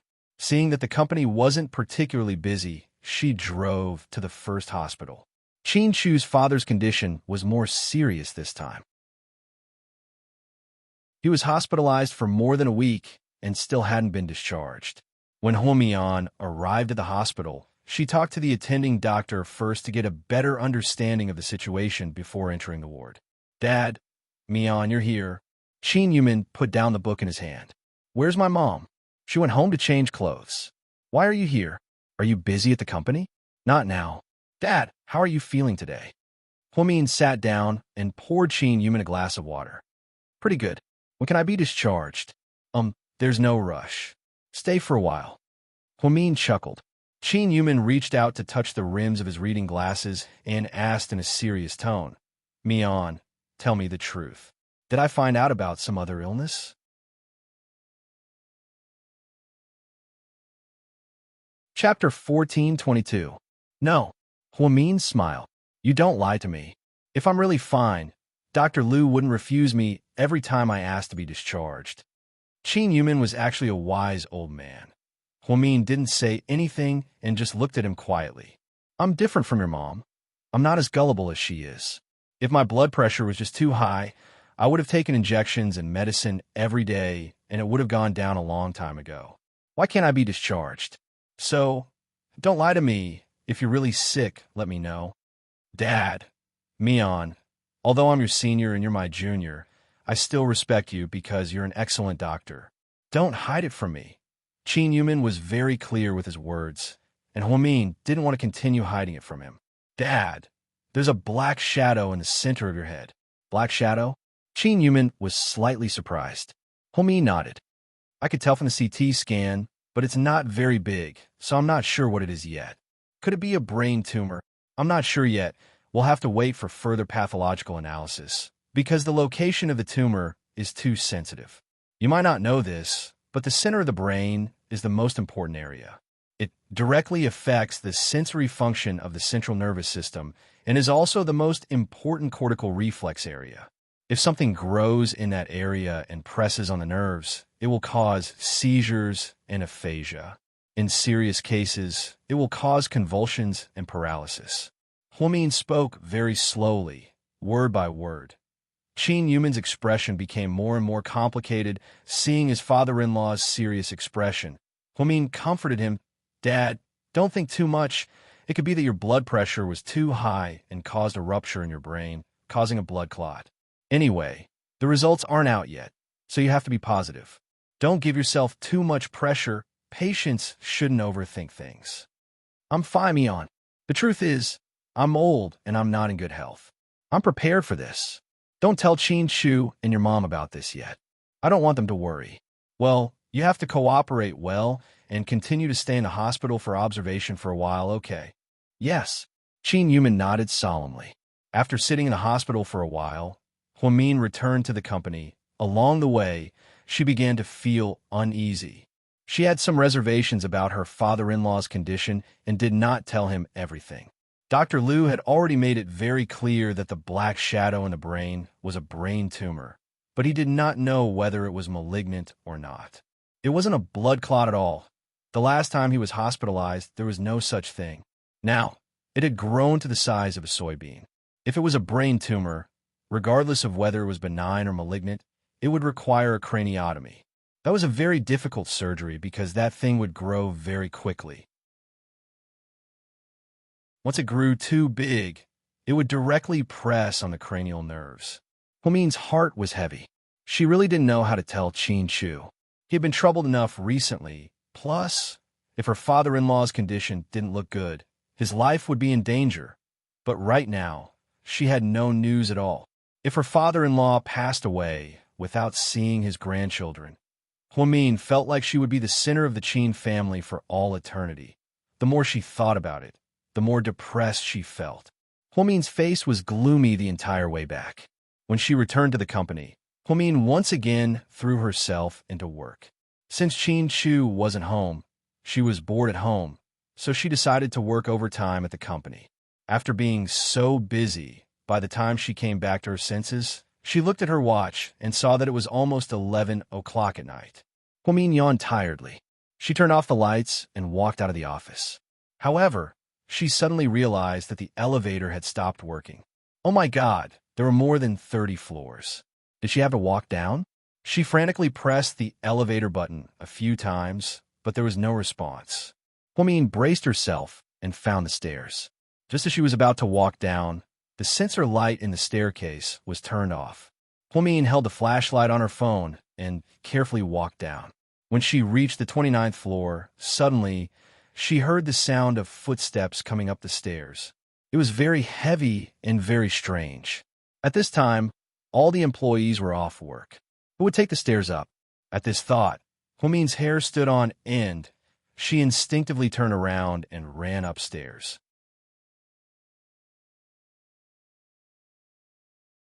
Chapter 1423.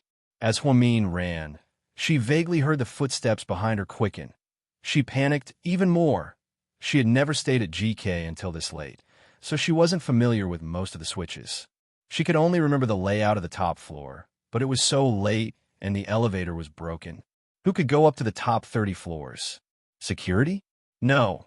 GK's security guards patrolled in pairs to prevent accidents. Could it be that Mr. Qin was back? The top floor only had the president's office, conference room, lounge area, and VIP lounge. Normal employees couldn't go to these places.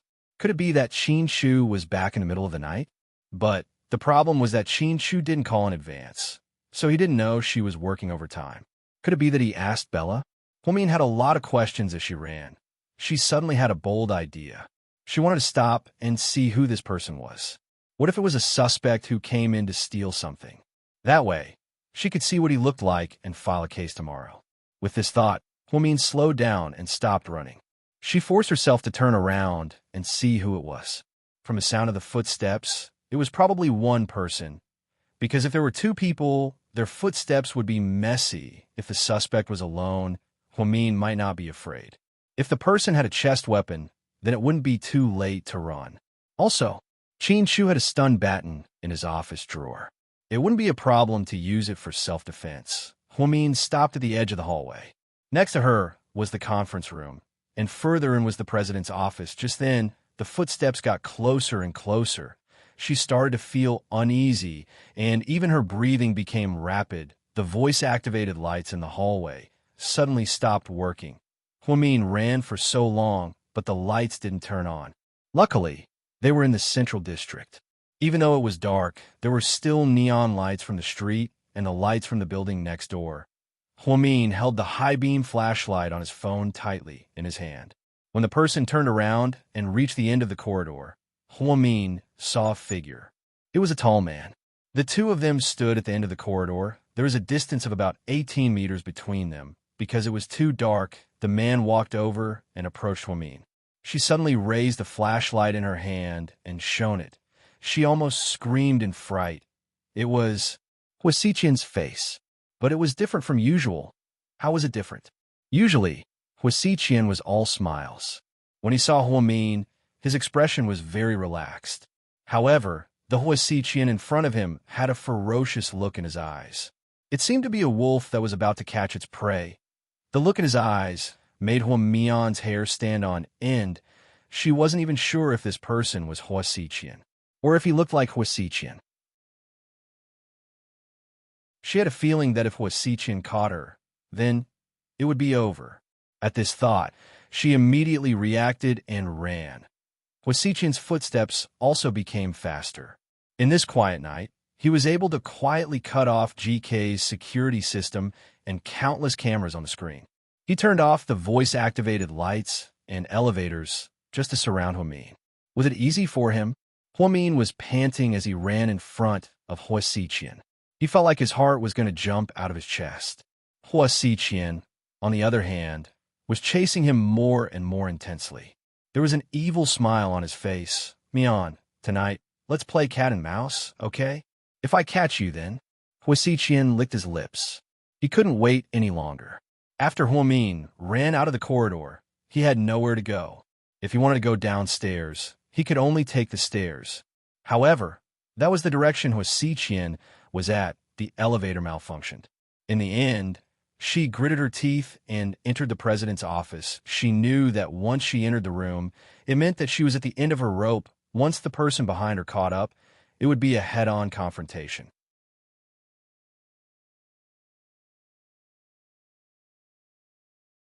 Chapter 1424. Seeing Huamin enter the president's office, Hua Xiqian smiled triumphantly. He knew that once Huamin entered one of the rooms, he would be like a turtle in a jar. It would be impossible for him to get out. He walked to the door of the president's office and looked at the half-closed door. After hesitating for a moment, he reached out and pushed the door open. A folder fell from above, but it didn't hit him. This was a trick that middle school students used to prank their teachers or other classmates. Usually, they would put a blackboard eraser on top of it. He didn't expect Huamin to use such a childish trick. Not to mention that he wasn't hit. Even if he was, what could he do? It was just a folder. It couldn't hurt him at all. His Mian was so adorable. Huamin pushed the door open proudly and walked in. It was as if he could see the dawn of victory. It was as if this game of cat and mouse had already been decided. At this moment, Huamin was hiding under Qin Shu's desk in his office. She held the stun baton tightly in her hand. She knew that if Hua Xiqian went crazy, she wouldn't be a match for him. She was only 160 centimeters tall, while Hua Xiqian was 180 centimeters tall. They were 20 centimeters apart, and Hua Xiqian was definitely very strong. She had never been so scared before. She was really scared, not for anything else, but for Hua Xiqian's beast-like gaze tonight. She felt that if she was caught tonight, she would be prey and would be at the mercy of others.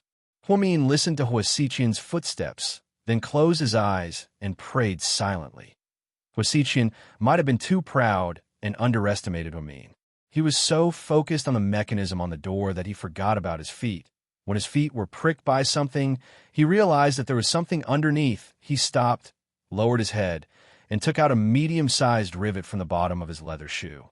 However, it pierced through the bottom of his shoe and hurt his feet. Because he put all his weight on his feet, when he lifted his feet, he didn't pay attention and stepped on it subconsciously. At this moment, he finally understood that the little mechanism on his head was to distract him. The real mechanism was here. He felt a slight tingling pain on his feet, but that wasn't the most important thing. The most important thing was that his left foot that stepped on the rivet began to numb. He suddenly realized that Huamin must have done something to the rivet.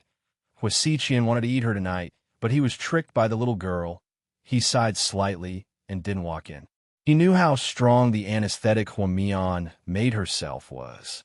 When he was Huamian, he was talking president, and president was to Huamins. It means Huaminses.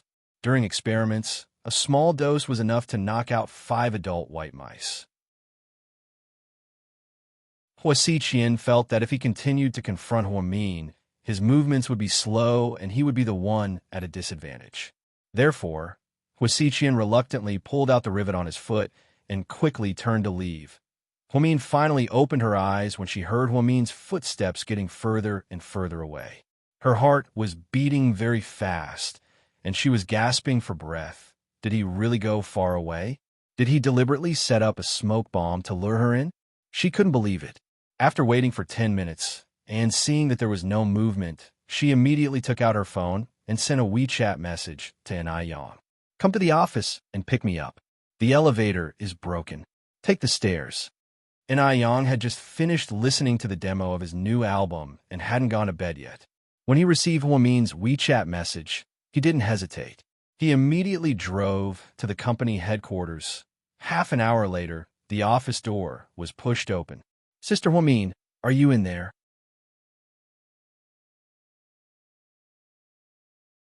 Chapter 1425.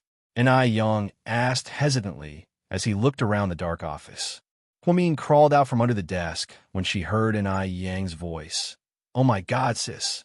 Are you playing hide-and-seek with me? Yang was shocked when she saw Huamin crawl out from under the desk.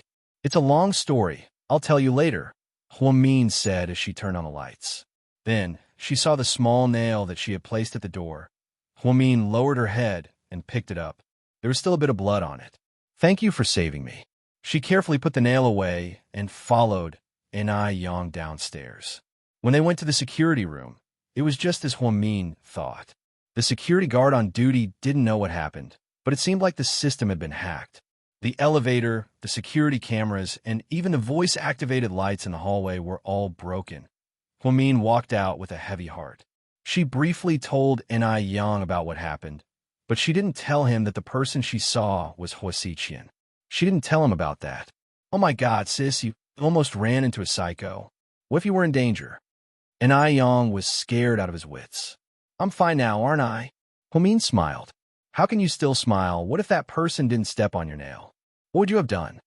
Yang felt scared for Huamin just thinking about it. The chances of that happening weren't high. What if that person didn't fall for it and wasn't drugged? Who knew what would happen to Huamin right now? Aren't we safe now? Plus, even though my little tricks are a little childish, they're all very useful. Huamin was very satisfied with the 2 little interlocking traps she designed at the door.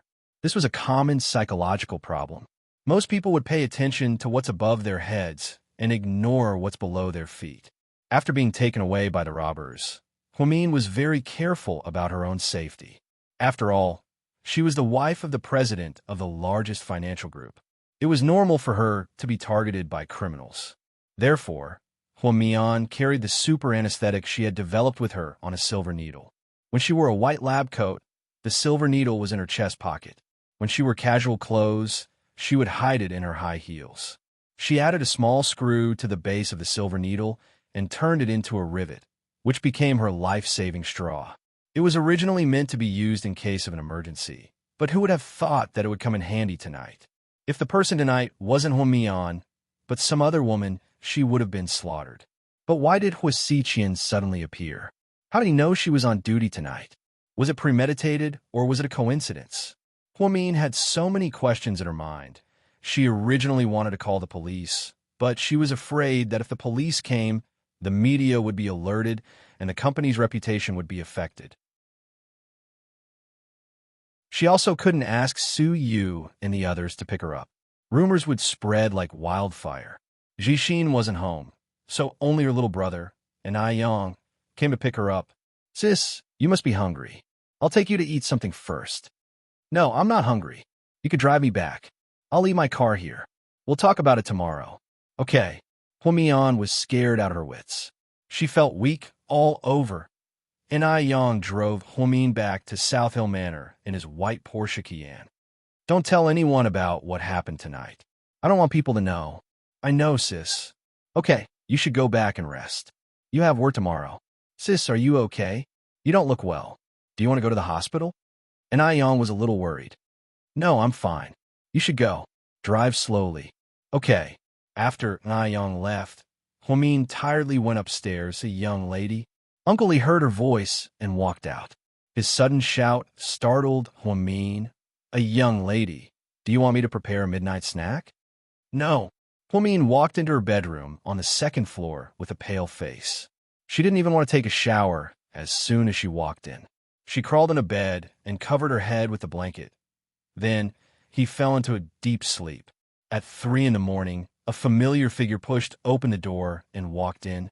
He carefully lifted the blanket and gently kissed her. "Help! Let go of me! Let go of me!" Huamin reacted so strongly that she almost jumped up.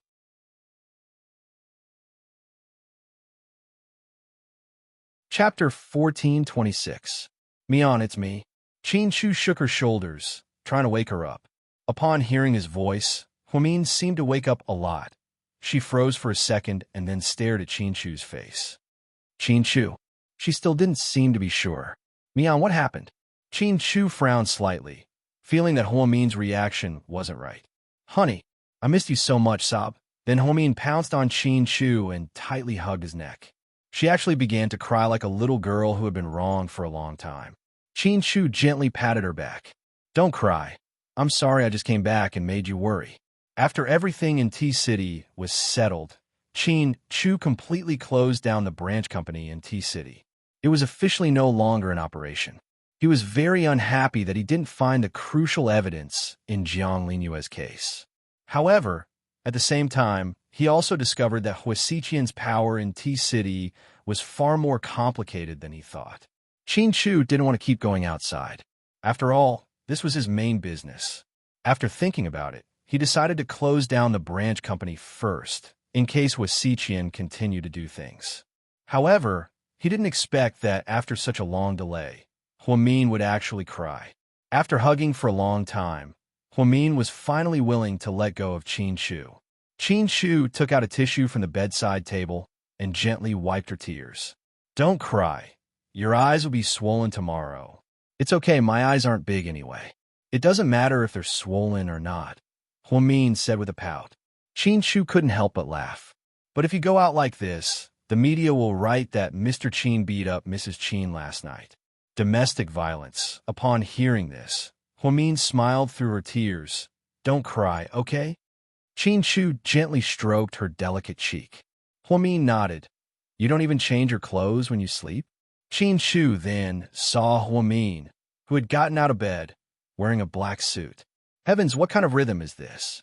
Was this a side effect that Dr. Hua, who was obsessed with cleanliness, had never happened before? "I'm too tired. I worked overtime too late. I don't want to change. I'm too lazy to move. I'll help you change." "No." Huamin's face reddened slightly. "We've been married for so long, yet you're still shy. Which part of your body haven't I seen before?" Qin Chu said as he gently helped her take off her coat. Then he skillfully unbuttoned her shirt. Finally, the cream-colored panties. Huamin lowered her head and didn't make a sound.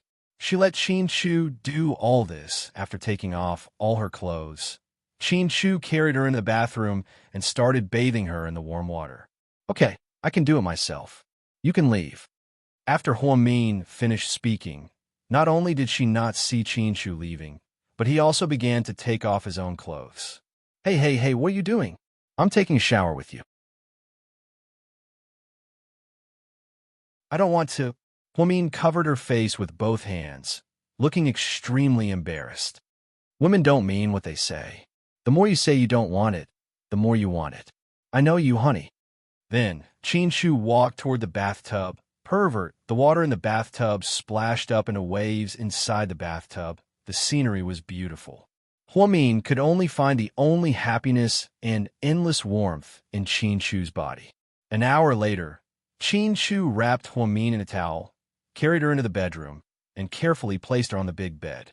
Then, he turned around and took out a white cotton nightgown from the closet and helped Huamin put it on. Honey, are you hungry? You're hungry? Qinshu turned his head and looked at her gently. I want to eat egg fried rice, the kind that's a little overcooked. Huamin pulled at the corner of the blanket with both hands and looked at Qinshu eagerly.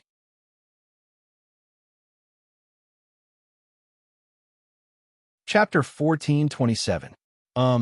Egg fried rice is easy, but it's a bit overcooked. Maybe.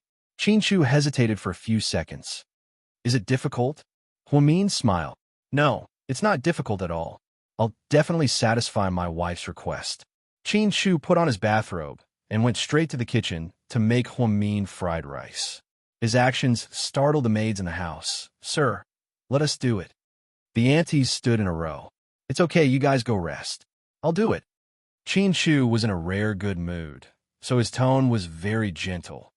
Looking at the background of such a distinguished male host personally cooking fried rice for his wife, she thought to herself. The maids couldn't help but exclaim, Sir is so handsome. I think men who cook for women are the most charming. Yeah, Sir really loves his wife. I heard that they've been together since they were young. That's great. The happiest thing for a woman is to have a man who loves her deeply. Madam is so happy. Madam treats Sir really well too. Didn't you guys notice that Sir went on a business trip and Madam went to the company every day? Anyway, the two of them are a match made in heaven. Just looking at them makes me think they're a match made in heaven. When Qinshu went upstairs with the fried rice, Huamin was still playing games on his phone. Qinshu walked over with a bowl. Your Majesty, dinner is ready. Thank you, Your Majesty. It's no trouble. I'll cook for you every day as long as you want. That good? Huamin chuckled. Yeah, from now on, you'll be in charge of the company and I'll cook for you at home. Ha, that's great. Huamin was in a good mood and took a bite. The taste was surprisingly good. Egg fried rice looked simple, but it was actually a skill. He couldn't cook too much, but he couldn't cook too little either. He had to control the intensity. The saltiness was also very good, and the fragrant smell of spring onions permeated the air. Huamin picked up the spoon and fed Qinshu a bite. Honey, you eat too. Qinshu slowly opened his mouth and took a bite. Then, one bite after another, they finished the plate of fried rice. Qinshu sighed. I feel like I've returned to the time when we first fell in love. I want to be in love with you forever. Huamin smiled sweetly.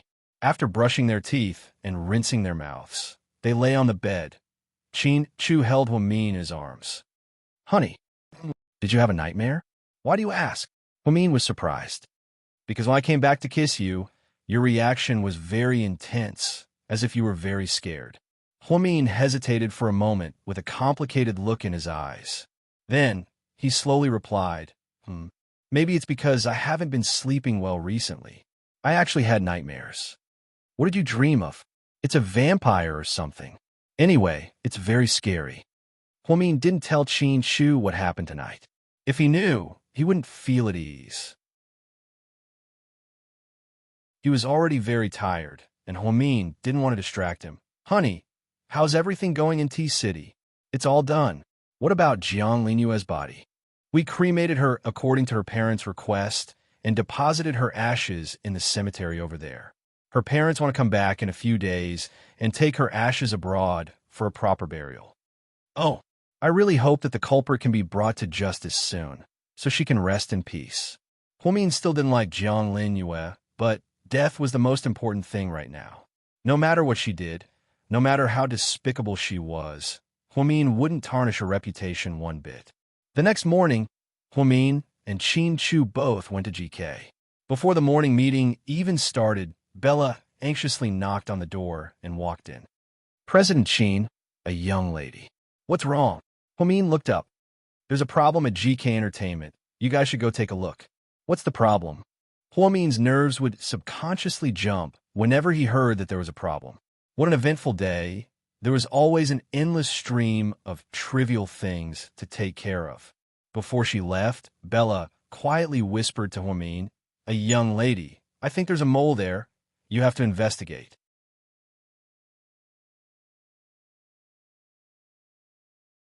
Chapter 1428. When Qin Chu and Huamin arrived, GK Entertainment was packed with people. It was as if something had really happened. President Qin, a young lady. President Qin, a young lady, you're here. The director of GK Entertainment was very busy with the auditions and was rarely at the company. Therefore, Ai Yang's manager, Sister Ingzi, was half a housekeeper and could take care of a lot of things at the company. What happened? Huamin looked at everyone's serious expressions and asked curiously. A young lady. There's a mole in our company, Sister Ingzi said righteously. Huamin was a bit surprised. Before she could speak, Sister Ingzi continued. Isn't Ai Yang going to release a new album? It's already done, and we're just waiting for the promotional period to pass. We agreed to release it on the 12th of next month, but last night, a user anonymously posted many songs from his album on a famous forum, including the title track. Who would buy his album when it's officially released? Everyone can just listen to the pirated version online. Did you call the police to find out the IP address of the anonymous user? Qin Chu asked. We did, but it was useless. When we found it, we found an abandoned house that was already empty. Obviously, this was planned in advance. Then why are you so sure there's a mole? Qin Chu looked at Ingzi and continued to ask. President Qin, isn't it obvious? Only the arrangers and music directors know about Ai Yang songs, but they've all worked with us for years, so they definitely wouldn't leak it. Not many people at the company know about it either. Other than me, Ai Yang, and a young lady, no one else knows about it. Oh wait, there's also the new assistant. Then, Ingzi glanced at Chen Jie in an unfriendly manner. Everyone turned to look at Chen Jie, as if she was the mole. Chen Jie looked a bit scared. It wasn't me, Chief. Chen Jie looked at Huamin for help. Sister Ingzi, it's too early to say anything. Let's wait until we find out more about this. Do we still need to find out? Isn't it obvious? Nothing like this happened before she came here. Now, even the album was leaked in advance. What the fuck? Sister Ingzi spat her gum onto the ground. She was obviously targeting Chen Jie. Sister Ingzi didn't like Chen Jie for a long time. Ever since she found out that Ai liked this nurse, she's been against Ingzi for a long time.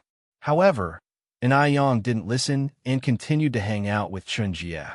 This time, after Huamian left the hospital, this woman shamelessly followed her to the company. Sister Ingzi couldn't stand the sight of her. She often made things difficult for him at work, but of course, it was behind Ai Yang's back. Just then, Ai Yang glanced at Chen Jie and said, President Qin, Sister Huamin, I believe in Jie. It's definitely not her. Ai Yang, you can't judge a book by its cover. Don't be so sure. What if he gets slapped in the face in the future? Sister Ingzi was obviously angry. No, I don't believe in the wrong person. Maybe something went wrong somewhere else. Anyways, it's not her. She wouldn't betray me. Then, Ai Yang ignored everyone's strange looks and walked over to hold Chen Jie's hand. Chen Jie looked at Ai Yang excitedly. Don't be like this. Everyone's watching. I just want everyone to see that we're in a relationship. So why can't we be open about it? Plus, President Qin won't restrict my relationship. I'm different from those fake idols. I won't say that I won't be in a relationship for the sake of my fans. I'm not that great. After the release of the new album, I'll announce our relationship. Ai Yang had never been so bold and persistent. No, I don't agree. Sister Ingzi refused firmly.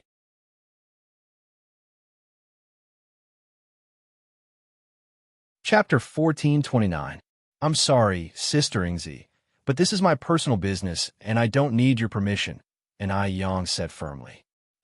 You little brat. You're all grown up now?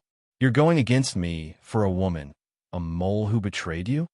I'll say it one more time. Jie isn't a mole. And Yang was very protective of Chun Jie. Chun Jie's heart was pounding. No one had ever been so nice to her since she was a little girl. This kind of feeling was really very exciting. And Yang, on the other hand, was acting like a man as he stood beside Chun Jie and said these words. Huamin was also moved. This brat had really grown up. He even knew how to protect his woman. Sister Ingzi was so angry that her face turned pale. And Yang, you're messing around? President Qin, what should we do? Bella asked anxiously. If the new album was betrayed, it would definitely affect the sales of the new album. Qin Chu glanced at Yang. I heard that you wrote a lot of the songs yourself. Yeah, then you should write a few more songs before the new album is released. And Yang was dumbfounded. If you can do it, I'll allow you to announce your relationship. That's it. Then, Qin Chu grabbed Huamin's hand and turned around coolly. And Yang's slightly troubled face turned into a smile. It wasn't hard to write a few more songs, but President Qin allowed him to announce his relationship. Wow. And Yang felt like the sun was shining brightly in the world. Crazy. Crazy. You're all crazy. You're crazy. And even President Qin is crazy, Ingzi scolded. When they walked out of the entertainment department, Qin Chu asked casually, Honey, what do you think? I don't think Jia did it. Do you trust her that much? Qin Chu asked faintly.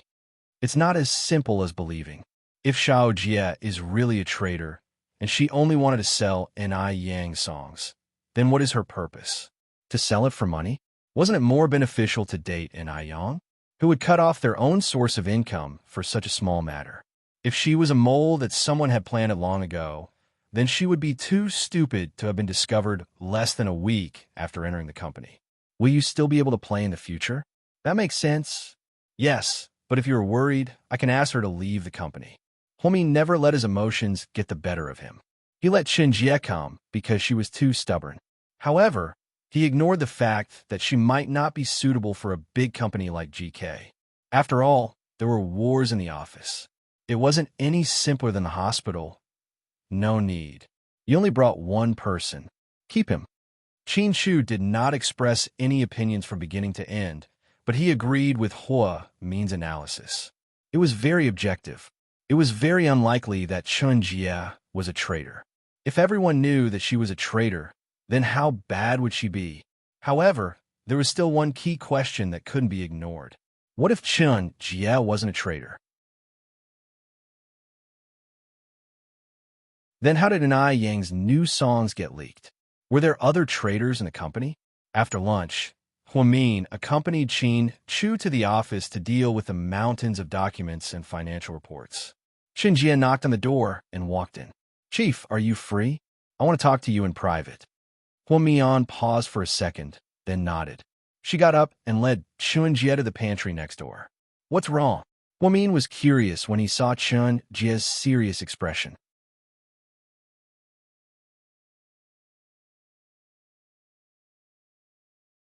Chapter 1430. Chief, I'm sorry, I want to resign. I don't want to work here anymore. Why? Did someone say something bad about you? Huamin thought she was under too much pressure. Chun Jie shook her head. No, I just feel like I'm too clumsy and can't help an Yang. Instead, I'm always causing trouble for him. The truth is, I know that Sister Ingzi doesn't like me, and Yang always fights with Sister Ingzi because of me. I don't want that to happen. I think I should go back to my original position. You brought me here, and no one dares to say anything to Yang, but they might talk behind my back. You and Yang are both people I care about the most, and I won't bring any negative influence to the two of you. Huamin remained silent after hearing what Chun Jie said. Chief, I'm sorry. Let me go, but I'm really not a mole, Chun Jie explained with tears in her eyes. Huamin understood Chun Jie's stubbornness. She didn't want him and Yang to be gossiped about. Therefore, she was willing to take the blame and leave. Jie, I respect your decision. I'll call President Wu later. You should go back to Southside. Huamin didn't give her a hard time. Chun Jie smiled and walked up to Huamin and gave him a big hug. Chief, You'll always be my boss. I'll be waiting for you at Southside. After Chun Jia left GK, the company returned to normal. Ni Yang argued with sister Ingzi for a long time because of this. After the finals of the Star of GK were broadcasted live on a famous TV station, the top 3 were announced. Another shocking insider story was exposed by the media. The winner, Chun Yao, was rigged with votes, and GK's higher-ups tolerated her shameless behavior. The runner-up and runner-up were also interviewed by the media and accused GK of being unfair. Moreover, the runner-up and runner-up announced on the spot that they wouldn't sign with GK, but with Imperial Star. This incident caused another uproar. Suyu was once again inexplicably dragged into a quarrel. If she went on Weibo's trending searches, she would see keywords such as GK's shady dealings, the champion manipulated votes, and Suyu is an outsider. Huamin asked Bella to instruct the public relations department to make a statement. It was to accept any investigation from any department to see if there was any manipulation of the votes. She even wanted to sue the media for spreading false rumors. Huamian felt like these people had gone too far. Inside the office, Qin Chu and Huamian weren't affected by this incident. They were already used to it. Running an entertainment company meant that one had to face all kinds of problems at any time. Huamian leaned on the sofa, drinking warm milk and reading fashion magazines. Suddenly, a page caught her attention. It was a new white wedding dress with a deep V-neck that was charming and sexy. Wearing it on a foreign model, it looked high-end and classy. The 4-leaf clover design was sewn with pearls on the surface of the wedding dress, making it look extremely luxurious. Huamin was instantly moved. After being married for so long, they hadn't had a wedding ceremony, and she had never worn such a beautiful wedding dress. It was said that the happiest moment in a woman's life was the moment she put on a wedding dress. Originally, she had discussed with her in-laws and set the wedding date for May. However, her father-in-law's condition was complicated, and there were a lot of things going on at the company. She didn't know what would happen in May. Huamin suddenly couldn't wait. She really wanted to hold her wedding with Qin Chu first. She was afraid that a long delay might lead to trouble.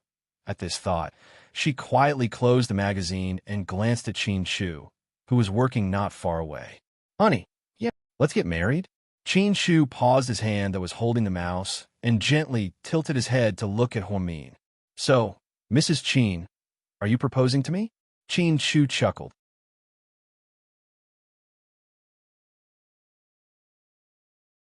Chapter 1431.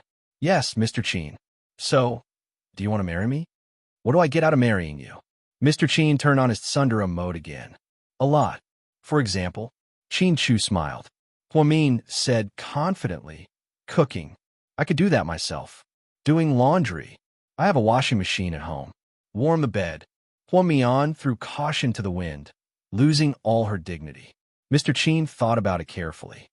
That's a good idea. But your skills aren't that good. You have to keep working hard. Huh? Qin Chu, don't push it. Huamin threw the magazine at him. Mr. Qin reached out his hand and grabbed it without hesitation. Sound good.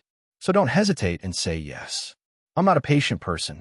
Didn't you say you'd wait until May? What? You can't wait anymore.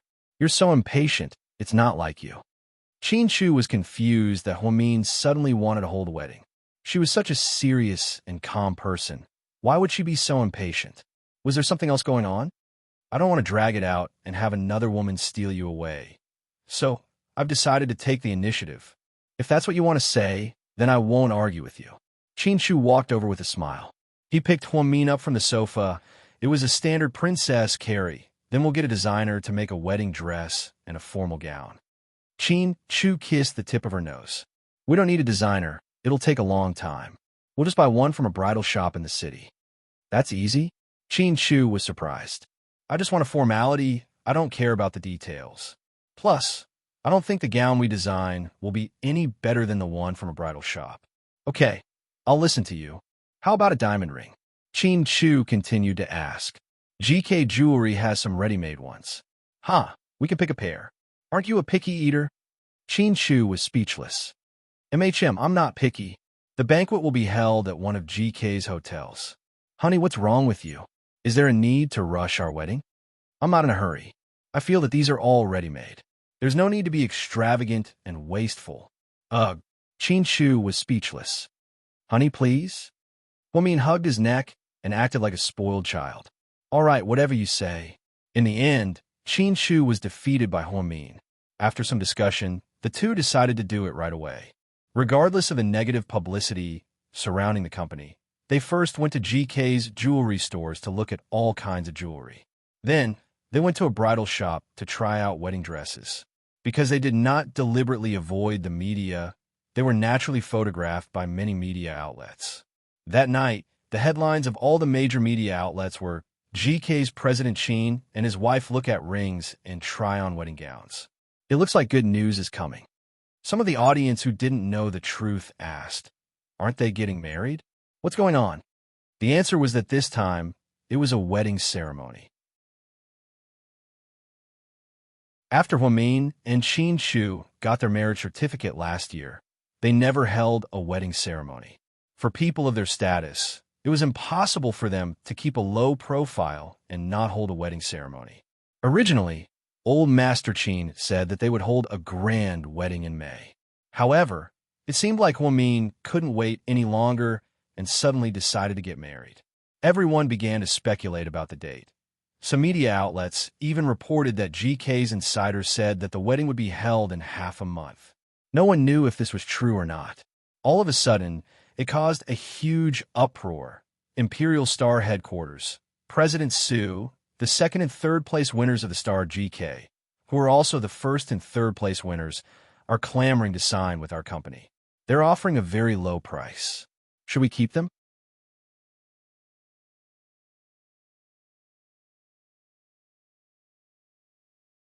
Chapter 1432. Tell them to get lost. I don't want money. I don't want it. Suyu, am not going to be a scapegoat. There was no way Suyu would accept those two hot potatoes. Originally, the public suspected that he was the one who sabotaged Qin Shu and sabotaged GK. Now, if he really signed those two women, then he would really be convicted of the crime. Suyu's rejection allowed those two women to sign with Hua Xiqian. Ever since the news of Qin Shu and Huan Mian's wedding was exposed, Suyu had been in a bad mood. In the afternoon, he was furious and scolded all the executives. President Su, you have to meet with President Gua of Jia Media in half an hour. Assistant said carefully. No, cancel. President Su, but I'm not seeing anyone today. I'm going out for a drink tonight, so don't bother me. After speaking, Suyu picked up his jacket and left. Hua Corporation headquarters. After watching the news on TV, Hua Xiqian smiled. My little sister Mian. She's not that impatient anymore. Why are you doing this? Mo Schwer walked in wearing 7-inch heels, a white mink coat, and a designer bag. Xiqian, did you see the news? Hua Xiqian picked up his teacup and carefully wiped it with a white handkerchief. It was as if he was wiping a piece of art. Huamin and Qin Shu are going to have a wedding. Do you think they're trying to promote GK? Do we need to take the opportunity to release a movie or something to hype it up? Don't let them overshadow us. Ever since Hua Xiqian established Hua Entertainment, he rarely took care of it himself. Most of the time, Mo Schwer took care of it. She loved Hua Xiqian to death. She knew that Hua Xiqian didn't love her, and she also knew that Hua Xiqian had someone else in his heart. There was no way he would marry her, but she was willing to do these things for him. It was as if being praised by him was a great blessing. Mian isn't that kind of person. She won't use a wedding to hype things up. So you're saying that she wants to have a wedding? Mo Schwer froze. Dreams are always beautiful, but reality is cruel. Plans can't keep up with changes. A wedding? Haha, can it happen?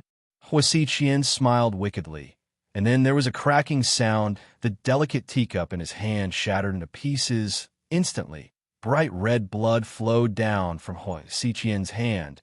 To be able to crush a cup with his bare hands, one could see how strong he was. Xiqian, you're bleeding. Mo Schwer was scared out of her wits and wanted to bandage his wound. Mians, Hua Mian, it's Mian, his. In just one night, News of Huamin and Qin Shu's wedding spread throughout the city. It became the hottest topic of the night, and it even flooded WeChat moments. There was even a small literary fan who wrote an article called 7 Years Later, I'll Still Be Waiting for You. The article glorified Qin Shu and Huamian's love story. It said that they separated because of a misunderstanding when they were young, and that they got married 7 years later.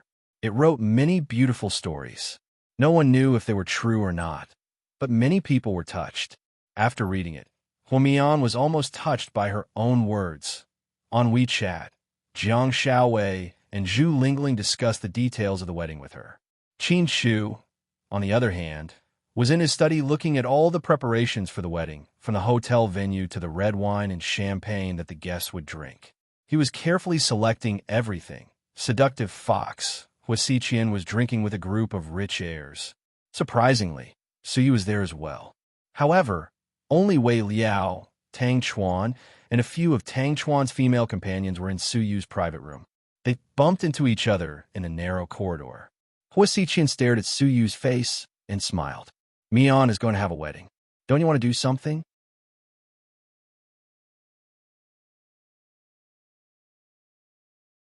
Chapter 1433. Suyu was instantly enraged. He grabbed Huasiqian's collar and pushed him to the corner of the room. Huasiqian, I'm telling you, I don't care what underhanded methods you use to deal with Qin Shu. That's your business. But if you dare to do anything to hurt Huamin, I'll kill you. Suyu hadn't been this angry in a long time. However, he was enraged by Huasiqian's words. It wasn't that Huasiqian was powerful.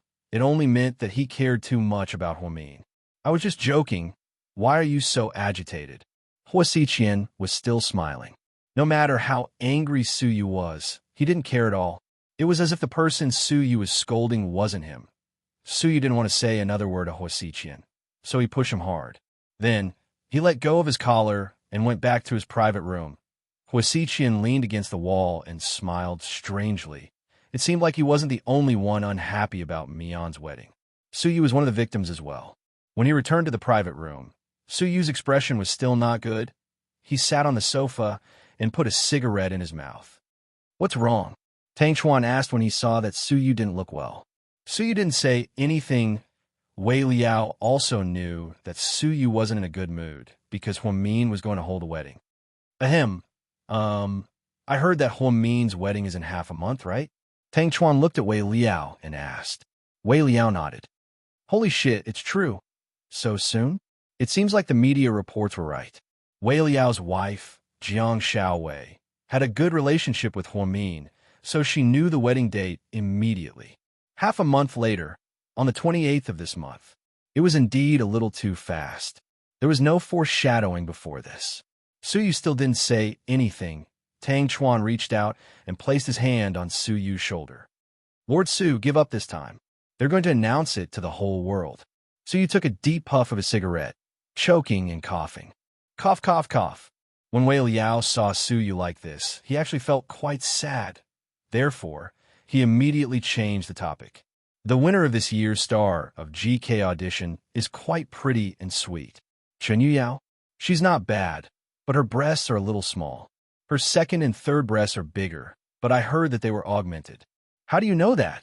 Wei Liao was speechless at Tang Chuan. Huh, I know women better than any of you. Don't be stubborn about that. Tang Chuan was proud of himself. Suyu drank quite a bit, and after the argument with Huasiqian, his mood became even worse. He put the half-smoked cigarette into the ashtray and extinguished it. Then, he picked up the glass of red wine on the table and downed it in one gulp.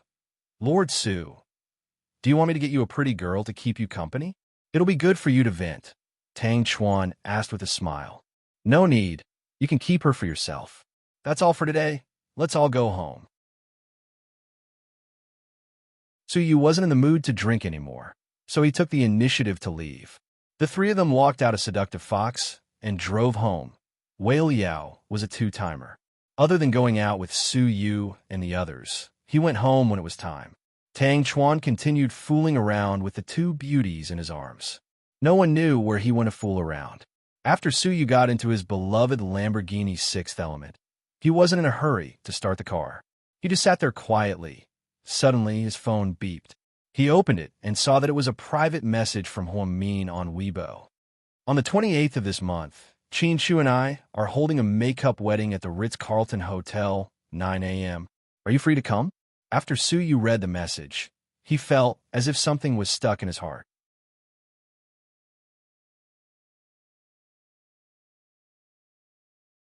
Chapter 1434.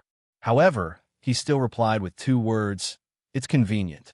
This time, Huamin invited a lot of friends, including colleagues from Southside and the First Hospital. They all made it clear that they wouldn't accept any gifts. Yes, she didn't need any gifts for her wedding. She only needed blessings. She just wanted her friends and family to witness her happiness with Qin Shu. As for Su Yu, she originally wanted to ask Jiang Xiaowei to pass the message to him. However, after thinking about it, that would be too insincere. There was nothing going on between her and Su Yu, so why didn't she say it herself? Therefore, after thinking about it, Huamin sent this private message. Su Yu immediately replied. After that, the two of them didn't say anything else. Huamin then posted a thought-provoking message on Weibo. There are no two people who are completely compatible in this world, only two hearts that accommodate each other. If you change a little, I'll change a little too. Although everyone will gradually lose themselves in the end, they can become the most tacit couple. Love is never a matter of one person. If you continue to believe in love and happiness, then sooner or later, that person will raise a ring and smile at you and say, "Please take good care of me for the rest of my life." After Hua Min posted on Weibo, it instantly became the hottest topic on Weibo. Many true fans also jumped out to send their blessings. Mian, you're going to have a wedding. That's awesome.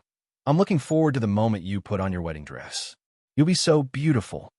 Dr. Hua, everyone says it's going to be on the 28th of this month. Is that true? Are fans allowed to attend the ceremony? I want to go. Hua, you're finally going to have a wedding with Mr. Qin. Wow, it's so romantic just thinking about it. I wish you all the best. I wish you happiness. Huamin, congratulations on your marriage. If you get married, what will happen to our Lord Su? To the one above, are you on the wrong page? This isn't Su Yu's Weibo. This is my Mian's Weibo. I'll always support the Qin and Hua couple. Love. I'm so happy. Mian, you're the best. You deserve to be happy. After Hua Min posted on Weibo, Jiang Xiaowei immediately reposted it and tagged Hua Min. Yuxing, please take good care of me. My Wei Liao told me this at his wedding. Haha, now I think he's quite an artistic person. My Mian, you have to live happily ever after. When Hua Min saw this, he immediately replied to Jiang Xiaowei with a kissing emoji. The relationship between the two was self-evident. On the other hand, Song Yisher's Weibo remained silent. Everyone guessed that she might have completely given up on Qin Shu, so she didn't respond. South Hill Manor Hua Min was lying on the bed, playing with his mobile phone and chatting with many people about his marriage. That was when Ji Xin's video call came in. Sis, what's going on? What do you mean? Hua Min looked at Ji Xin, amused. You want to hold a makeup wedding? Yeah. Half a month later? Yeah. Why are you in such a hurry? In a hurry? I don't think so. You're too cruel. I have a competition at school in half a month. Then don't come back. Hua Min pursed his lips. Bullshit. How can I not go to your wedding? I don't want to study anymore, huh? Wait for me. All right, sis. Tell my brother-in-law to prepare a red packet. I'll escort you in the car. If there's not enough red packets, I won't get out of the car. Money grubber. Hua Min laughed and scolded him. In northern China, it was a custom for the bride's brother to sit in the car with the bride on the wedding day. When they got out of the car, they had to give the bride's brother a red packet. Otherwise, the bride wouldn't be allowed to get out of the car. Therefore, boys with older sisters could basically make a fortune on their sister's wedding day. With Qin Shu's wealth, Ji Xin would probably become a tycoon in an instant. After chatting for a while, Hua Min was a little sleepy, so he hung up the phone and went to take a shower. Su Yu's private mansion. When he drove home, he was surprised to see his mother peeling an apple in the living room. Mom, why are you here? Su Yu was a little surprised to see his mother in his private mansion.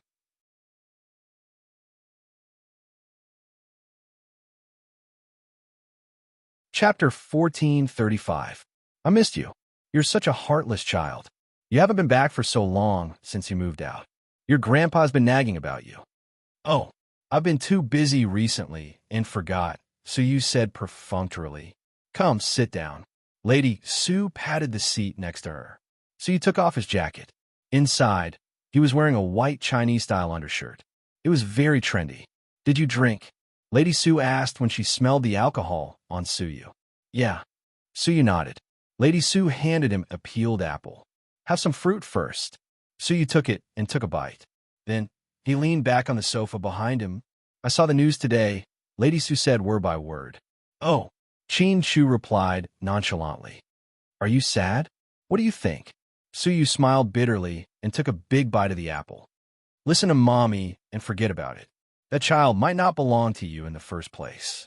Lady Sue liked Huamin very much and wanted to see if her son had a chance to develop a relationship with Huamin. Later, she found out that the couple had a very good relationship. Lady Sue immediately dismissed the idea of letting her son interfere in their marriage. She also arranged a lot of blind dates for her son, but they all ended in failure. I know, you don't have to remind me, but Mommy feels bad seeing you like this. I gave birth to you. How can I not know what you're thinking? Lady Sue looked at her son with tears in her eyes. Mom, I'm really fine. I'll be fine after a while. After the wedding, you should go abroad and relax. I'll get someone from the family to take care of your company, so you don't have to worry. Mrs. Sue had already made up her mind to transfer people from the Sue family bank to come over. No, I won't leave. I still have to attend the wedding. Son, how big of a heart do you have to attend the wedding? She invited me. I have to go, so you said word by word. As long as Huamin wanted something, he would satisfy her. Are you going to stay single for the rest of your life?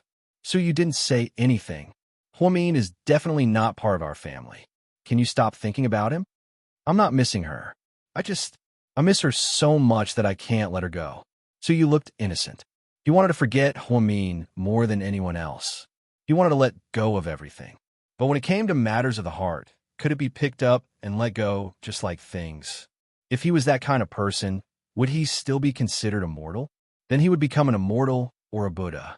Then, Lady Sue burst into tears after hearing her son's words. Mom, why are you crying? Suyu's hair stood on end. I'm just worried about you. You're so stubborn. When you were young, you were sad for so many years, even when your dog died. Now that you're seriously in love with a girl and she's about to get married, you're still like this. How can I be at ease? I'm not going to become a monk. I think my feelings for Huamin will fade. After all, as time passes, all feelings will disappear. She has her own family and children in the future. I can't always be alone, right? Do you really think so? Yes. Then when can you get married and have children and let Mom have grandchildren? Lady Sue asked expectantly. When I'm able to accept other women, then I'll be able to, Sue gave a vague answer. What if you can't meet someone like that for the rest of your life? I don't think I'm that long-lasting. A lifetime is too long. Who dares to say a lifetime? Sue smiled. Okay. My Empress Dowager, can you stop crying? When you cry, even my dad is scared. Don't mention your dad. That guy only cares about the Sue Corporation's bank. Money. I haven't seen him for almost half a year. Suyu's father was always at the headquarters in Jing City, so he rarely came home. Could it be that my dad has an outsider's mistress? Lady Sue immediately punched her son.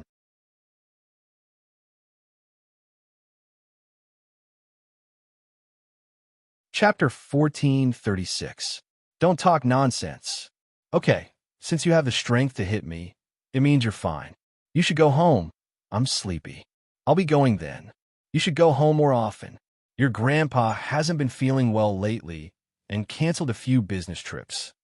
Okay, I'll go back for dinner tomorrow. Lady Sue nodded in satisfaction and left Suyu's private mansion. The next morning, Huamin drove to a luxury store in the city center to buy a few pairs of wedding shoes. However, he ran into Hua Xiqin here. Beside him was a pretty girl. Huamin didn't know Wang Sha, so he didn't recognize her. Mian, are you really going to have a wedding? What? Do you have a problem with that? Huamin glared at Hua Xiqin, and asked coldly, Haha, if I say I do, will you give up on the wedding? Hua Xiqian was still smiling. Huamin, on the other hand, was furious. Hua Xiqian, who do you think you are? What a joke. I'm telling you, even the gods can't stop my wedding, let alone you. I must marry Qin Chu. Really? I hope you can get what you want. But the world is unpredictable. Little sister Mian, you shouldn't be so sure. Then we'll see. Huamin's tone towards Hua Xiqian was very rude. Hua Xiqian turned around and left, no longer in the mood to continue shopping. After Huamin left, Hua Xiqian didn't seem to want to continue shopping either. He turned around and left. President Hua, I haven't bought any shoes yet, Wang Shasha said, feeling wronged. Hua Xiqian didn't say anything the whole way, as if he was thinking about something. After they got into the car, Wang Shasha finally couldn't help but ask, Was that girl the Mian you've been talking about? What? Hua Xiqian looked up, his gaze extremely rude. Nothing. I just thought that she looked quite ordinary. I thought she was a beauty, Wang Shasha deliberately said with jealousy. Indeed, before she met Huamin in person, she always wondered what kind of woman could make someone like Hua Xiqian fall in love with her. However, when she saw Huamin in person, she was a little disappointed. Huamian wasn't as beautiful as she had imagined, nor was she as alluring as she had imagined. She was even secretly happy. If Huamian wasn't as pretty as her, would Hua Xiqian fall in love with her after some time? She didn't realize how angry Huamin and mean. She was still proud of herself. Hua Xiqian turned his head, looked at Wang Shasha's face, and said, word for word, Let me tell you, someone like you can't even compare to Mian's finger. You don't deserve to be mentioned in the same breath as her. Then why are you still keeping me alive? Wang Shasha said this in a fit of anger. To her surprise, Hua Xiqian pushed open the car door. Get out now. Seeing that Hua Xiqian was really angry, Wang Shasha's tone softened. President Hua, I didn't do it on purpose. Before she could finish her sentence, Hua Xiqian pushed her out of the car with all his might. She fell and broke her elbow. Then, the Rolls-Royce Phantom sped away. If Wang Shasha knew how important Huamin was to Hua Xiqian, she wouldn't have dared to say that. She was even a little scared. She was used to living a luxurious life. If Hua Xiqian didn't keep her in captivity, then where would she go? Wang Shasha's confusion towards Hua Xiqian had turned into fear, and now she was dependent on him. Whether it was mentally or financially, she had unknowingly begun to treat Hua Xiqian as the most important man in her life. She didn't even know what her relationship with Hua Xiqian was. He provided her with food, drinks, and expenses, and gave her everything, but he didn't touch her. This kind of abnormal treatment made Wang Shasha feel confused. After Huamin ran into Hua Xiqian, she was no longer in the mood to buy shoes.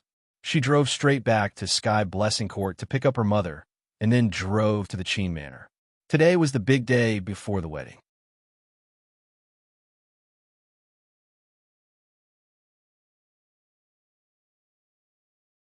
Chapter 1437.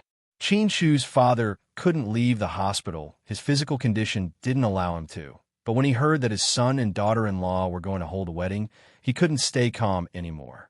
He immediately arranged for him to go home for a couple of days. At the very least, he had to visit his in-laws before going back to the hospital. The attending doctor, Dr. Liu, personally called Huamin and agreed to let him come back. Huamin was worried about his father-in-law's condition, so he contacted the Qin family's private doctor, Dr. Tian, to take care of his father-in-law. He was afraid that there would be an emergency. Ever since Huamin and Qin Chu got together for more than a year, the two families hadn't officially met. Because of what happened in the past, there was a barrier between them. Also, Lady Qin used to be very arrogant and bullied Huamin's mother many times, so there was a grudge between them. But now that the two children were married, their relationship with their parents-in-law had eased a lot. Therefore, everyone decided not to talk about the past and to have a proper meal together. When Huamin drove to the Qin family's house, Qin Chu wasn't home yet. The housekeepers were busy in the kitchen. They seemed to have bought a lot of ingredients and were preparing. Today, Yang Meirong wore a peacock blue coat and a silk scarf that Huamin bought for her. Her hair was tied up, and she wore light makeup. She looked very dignified. Lady Qin also wore a red velvet retro cheongsam and a white pearl necklace around her neck. Qin Yumin wore a gray Chinese tunic suit. Because he couldn't move, he had to rely on crutches. Lady Qin carefully helped him down the stairs. "Dad, Mom," Huamin greeted them with a smile. The Qin family couple was very embarrassed and nodded at Yang Meiyerong. "In-law, you're here." Lady Qin spoke first. Yang Meiyerong also felt a little awkward and nodded. "Sit down, Huan. Make some tea," Lady Qin called the housekeeper. Then, the four of them sat down on the sofa in the living room. "In-law, are you feeling well?" "I'm in good health. I heard that big brother Qin is sick." "How is he?" Yang Meiyerong asked. "She's doing okay. She's been hospitalized for treatment." "Mian, you've been running around all this time. You're such a good child." Qin Yumin kept praising Huamin. "Dad, this is what I should do." Yang Meiyerong held Huamin's hand and said, "My daughter is actually a little clumsy and doesn't know how to say nice things. However, she's very honest and knows how to use her actions to prove her sincerity. I should have visited you guys a long time ago. You guys are older than me, and you're my brother and sister-in-law. It's all in the past." At this point, Yang Meiyerong paused. "In-law, we were foolish in the past. Please forgive us. What happened can't be undone. In the future, we will definitely treat Huamin like our own daughter. Don't worry." Lady Qin spoke very sincerely, and she also felt very guilty. In the past, she always felt that she was in the right and that she did it for the sake of her son. Now, she felt that her selfishness back then had caused an unhappy family and a lack of warmth. This made her feel very uneasy. "Yeah, I'm not a narrow-minded person. Since we're all in-laws, we're family. Let's not talk about the past. Just like you said, it's all in the past. From now on, we'll be fine and harmonious. Let's not worry about our children." Huamin thought that it would be a little awkward. However, he didn't expect them to open up as soon as they met, so it seemed very natural.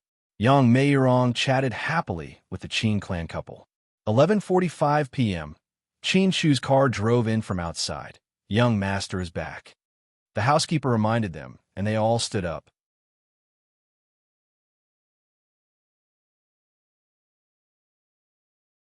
Chapter 1438. Qin Shu opened the door and walked in. "Mom, you're here." "MHM." Yang Meiyerong nodded with a smile. "Chu's back, let's eat." "Let's go, in-law." Lady Qin intimately pulled Yang Meiyerong to the dining room. The five of them sat down one after another. There were 18 dishes on the table, all of them dazzling and alluring. "Wow, there's so much good food." Huamin licked his lips. "Mian, eat more. You've been too tired lately and need to nourish yourself," Lady Qin said. "I know, Mom. Come on, let's eat." "You eat more too, in-law. Don't be shy." "Okay." During the meal, Lady Qin saw that the atmosphere was good, so she took the initiative to say, "In-law, the two kids are going to have a make-up wedding. Before that, let's talk about the betrothal gifts." "Betrothal gifts?" No. The make-up wedding is just a formality. What's more, ever since we got married, Qin Shu hasn't mistreated me.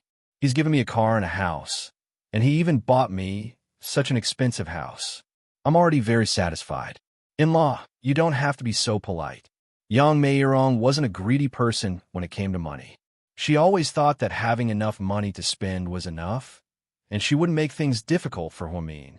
Although her family wasn't rich, she couldn't do anything that would make the Qin family look down on her. This was called dignity. "In-law, this is a northern custom. We can't avoid it. Let's just follow the rules left behind by our ancestors." "Oh, it's really not necessary." "Sis-in-law, don't be so polite." Yang Meiyerong insisted on not accepting the betrothal gifts. Qin Yumin slowly said, "In-law, don't think too much. We still have to give you the betrothal gifts. It wasn't easy for you to raise two kids all these years, and the Qin family is very grateful that you raised Huamin. We're proud to have a daughter-in-law like you. We still need the betrothal gifts. Don't refuse."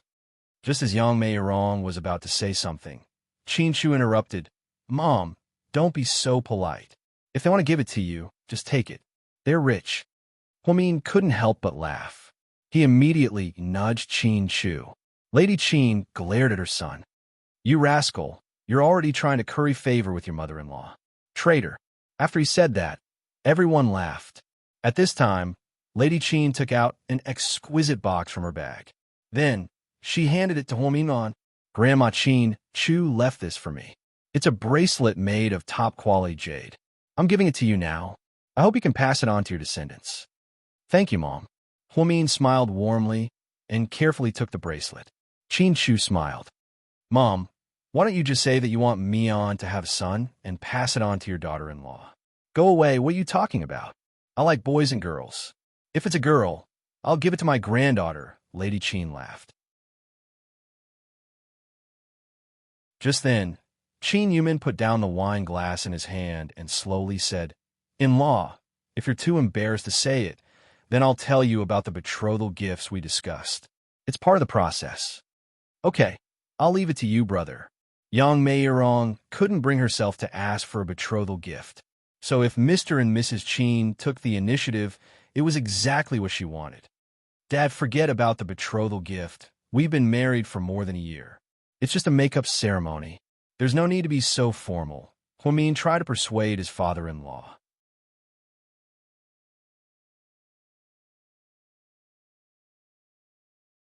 Chapter 1439. Huh? How can we do that? We can't be careless. Marriage is a big deal. We still have to go through the necessary procedures. Listen to Dad. Be a good boy. Qin Shu reached out his hand and placed it on Hua Min's little hand.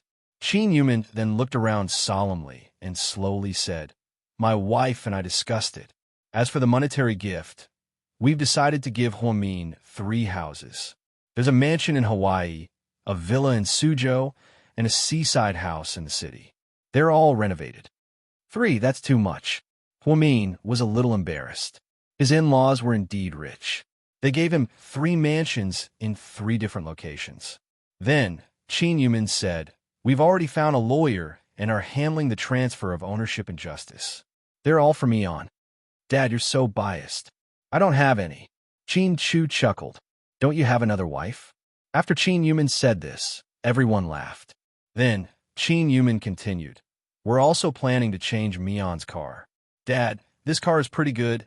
I like it, Huomin quickly said. We know you like Audi, so we bought you an Audi S8. It's silver gray. It suits your low-key style.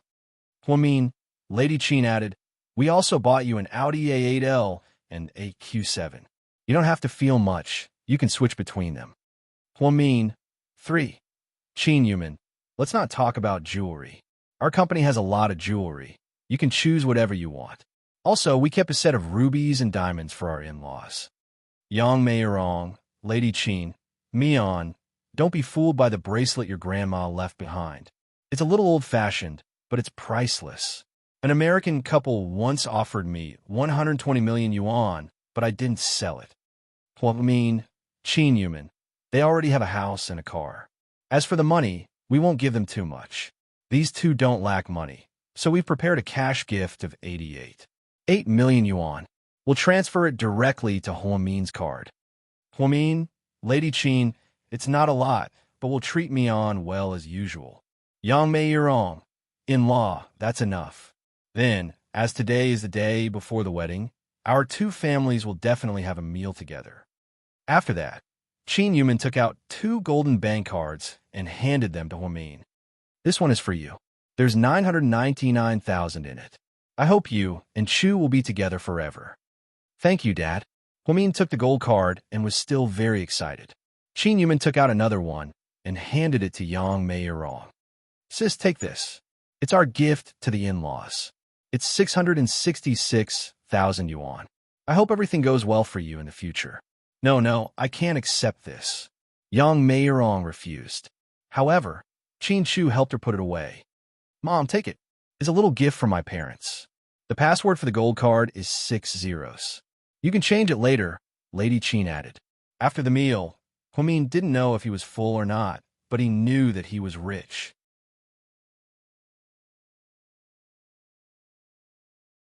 Three mansions, 3 luxury cars, 8 million yuan, and a set of ancestral bracelets worth 120 million yuan.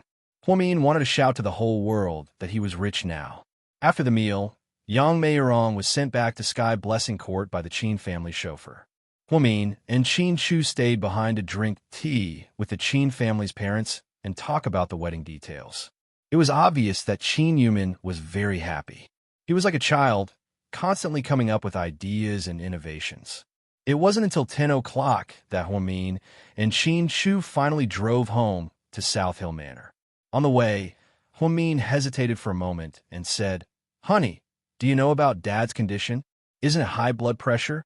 Qin Shu had been very busy recently. He only knew that his father was hospitalized due to overwork, but he didn't know the details. "Honey, not only is Dad's blood pressure high, but we also found a black shadow in the center of his brain during the CT scan." After saying this, Qin Shu slammed on the brakes, and the car screeched to a stop on the side of the road.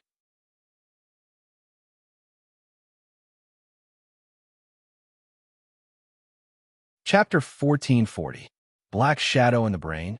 Qin Shu frowned slightly. Huamin nodded, took out his phone, and opened a CT scan he took. Qin Shu looked at it and didn't say anything. He had a background in neurosurgery, so he knew very well what kind of situation this was. A black shadow in the brain was usually a bad thing. "Honey, don't think too much. Maybe it's just a small blood clot." Huamin comforted him softly. If it's a blood clot, it should be able to absorb slowly. But it's been so long, and it's not moving at all. It must be a tumor. Maybe it's benign. Brain surgery isn't a big problem now. Didn't you succeed with Jixin's surgery? "Honey, you don't have to comfort me. I'm a neurosurgeon too, and I know the result too well. How can a tumor in the brain be benign?" Qin Shu never thought that his father would have such an unacceptable disease. "What should we do now? Should we convince Dad to go to the States for surgery?" Huamin asked. "It's useless to go to the States. The amount of money spent on cancer research in the States every year is mind-boggling. But after all these years, cancer is still a disease that the world can't do anything about. They also need surgery, and we don't know what will happen next. If it's really a malignant tumor, how long does Dad have left?" Huamin asked carefully. "A few months at least, a year at most." Qin Shu's tone was heavy, and his eyes were filled with unspeakable sorrow. So soon? Huamin had never been so close to a patient with a brain tumor, so he didn't know much about it. "Then what should we do now?" Huamin panicked and didn't know what to do. "Send Dad back to the hospital tomorrow for conservative treatment. First, don't stimulate the nerves in his brain so it won't spread." "Okay, then should we postpone our wedding? It won't be too late to do it after Dad gets better," Huamin suggested. "Dad, he won't be in a better state in the future. We have to hold the wedding.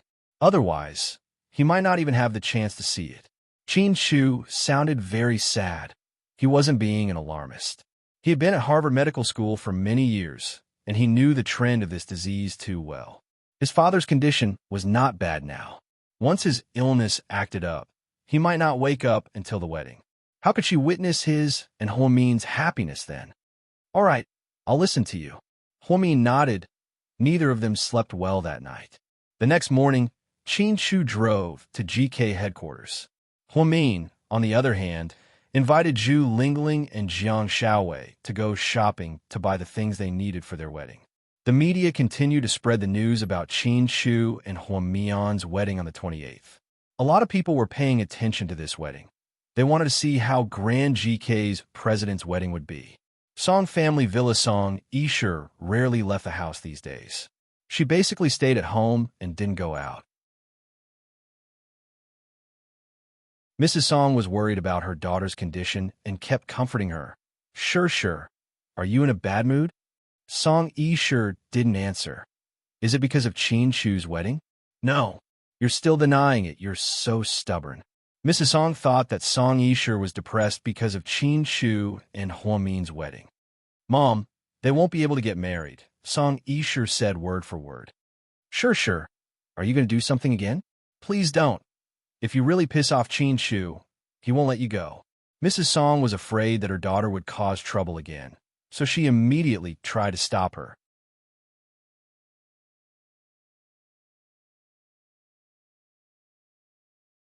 Chapter 1441.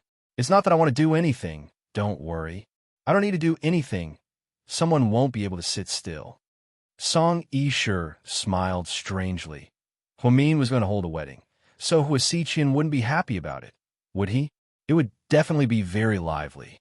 The truth was, she was looking forward to Huasiqian making a move. If he could really break up Qin Shu and Huamin, then she would be able to sit back and enjoy the benefits. Hua Corporation headquarters, Huasiqian held a small dart and threw it at the target, one dart at a time, hitting the target every time. The 28th was a good day, and there were less than 2 weeks left. His Mian couldn't wait to announce her relationship with Qin Shu. He couldn't wait to confess his feelings for Huamin. Just thinking about it made him excited. President Hua, the people you wanted to see are here. Good, you can go now. Huasiqian put down the dart in his hand, picked up a white handkerchief, and wiped his hands. Then, he licked his lips and went to his office. He really had to hurry up. He had to hurry up and give his little sister a huge surprise. GK headquarters. Qin Shu finished his work and was about to leave when the door to his office opened, and a young woman walked in. She was about 1.7 meters tall, with a tall and slender figure and a perfect body shape. Most importantly, she had a beautiful face with big eyes and long eyelashes. Her mouth and nose were perfect. She was the kind of beauty that could topple cities. She was as beautiful as Mo, Shui and Jiantong. President Qin, you are? Qin Shu frowned slightly. The woman froze slightly, as if she didn't expect President Qin to not know who she was. President Qin, I'm Qin Yuyao. Qin Shu didn't say anything. He didn't seem to remember this name. Seeing Qin Shu's silence, the woman introduced herself. President Qin, I'm a champion of the Star of GK. Is something the matter? I actually wanted to come over and talk to President Qin about the details of the contract I signed. You can talk to the person in charge of GK Entertainment. Qin Shu's attitude was cold. Then, he turned around and left. Chun Yuyao, who was dressed in formal attire, was left holding a folder. She was at a loss for what to do. Back then, he had chosen to participate in the competition partly because he was confident in himself and partly because he had connections. Whether it was online voting or mobile voting, she was leading by a wide margin. From beginning to end, she had never seen Qin Shu even once. However, she was no stranger to Qin Shu. When she was on a plane, she accidentally saw Qin Shu in a financial magazine for the first time. She could feel her face turning red and her heart racing. She even felt that this was the man she was looking for. Chen Yao did not come from a wealthy family, but she was still from a scholarly family. From her grandfather to her parents and aunts, they were all researchers. His grandfather was the head of a well-known scientific research institute. They could be considered a high-ranking official's family, comparable to Gao Rant's family background. Her family was against her entering the entertainment industry, but she still did it without hesitation. She didn't want to be famous or rich. She just wanted to be closer to Qin Shu. However, during the finals of the championship competition, Huamin was the only one who presented her with the trophy.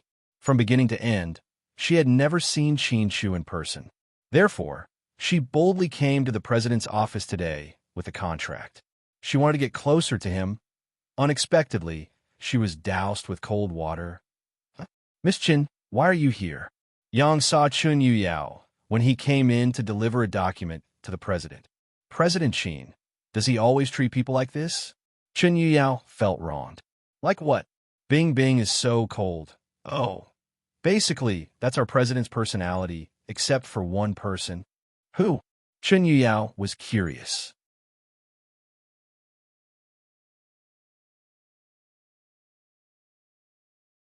Chapter 1442. A young lady. President Qin is only nice to a young lady. He only smiles at a young lady and is gentle to a young lady. He coaxes her, tells her jokes, and feeds her food. Assistant Yang became more and more envious as he spoke. A young lady isn't that pretty either? She thought back to the woman in a black suit who presented her with the award at the Night of Champions. Chun Yao snorted Assistant Yang was immediately displeased. What a joke. Is it up to us to decide if a young lady is pretty or not, as long as President Qin likes her? Plus, I don't think it's important if a woman is pretty or not. What's important is her temperament and upbringing. A young lady's temperament and upbringing are beyond the reach of most women. No woman can win a man's respect with her looks alone. I think it's more important to be good both inside and outside. Otherwise, she's just a pretty face. Yang purposely emphasized the word vase. After he finished speaking, he turned around and left. Chun Yao was so angry that her face turned pale. He's just a stinky assistant. Why is he so cocky? Geez. Chun Yao, who considered herself the most beautiful woman in Sea City, had never seen Qin Chu fail. However, she wasn't discouraged. She believed that as long as she could stay at GK, she would eventually get close to Qin Chu. There was no rush after all. She was still young. She was only 22 years old, 3 years younger than Huamin. Inside the whole corporation's conference room, the dozen or so tycoons all looked troubled and didn't say anything. Everyone, what do you think of my idea? President Hua, this is very risky. It's like sacrificing 8,000 of your own to hurt 10,000 of your enemies. Even if you achieve your goal in the end, the losses outweigh the gains.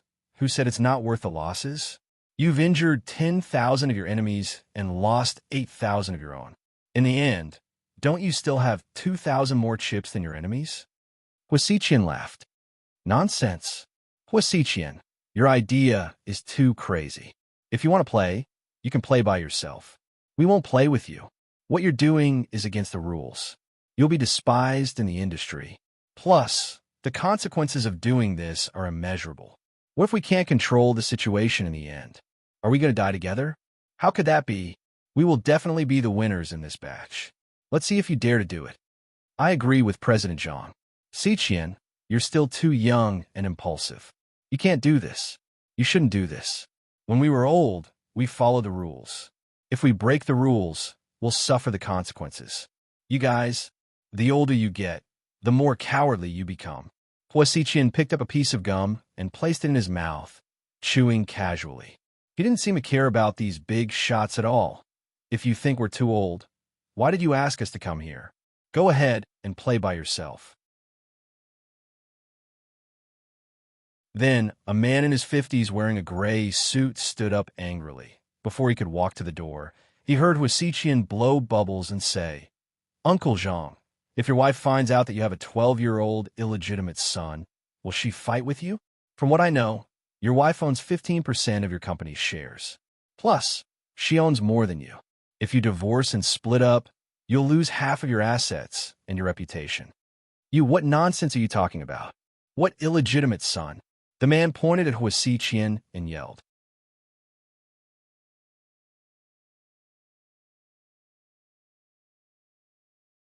Chapter 1443. Hua Xiqian chuckled. But then again, your youngest son look a lot like you. You probably don't want to send him overseas to study, right? 6th Elementary School has a pretty good environment. Every day, he arrives at the back gate of the school at 7:10 p.m. in the nanny van and arrives at the back gate at 3:15 p.m. sharp. Then he goes to a Taekwondo dojo called Soaring Ambition to learn Taekwondo. At 4:30 p.m., he goes to the Tan family's private restaurant for dinner. You investigated my son? No, I'm not investigating him. I'm just reminding you that life is full of accidents. I really don't want you to lose your son when you're old. Hua Xiqian, you motherfucker. The old man was so angry that he pounced on Hua Xiqian. Hua Xiqian suddenly turned around and grabbed the old man's fist. Then he squeezed hard, and the sound of bones breaking could be heard. Then the old man screamed in pain.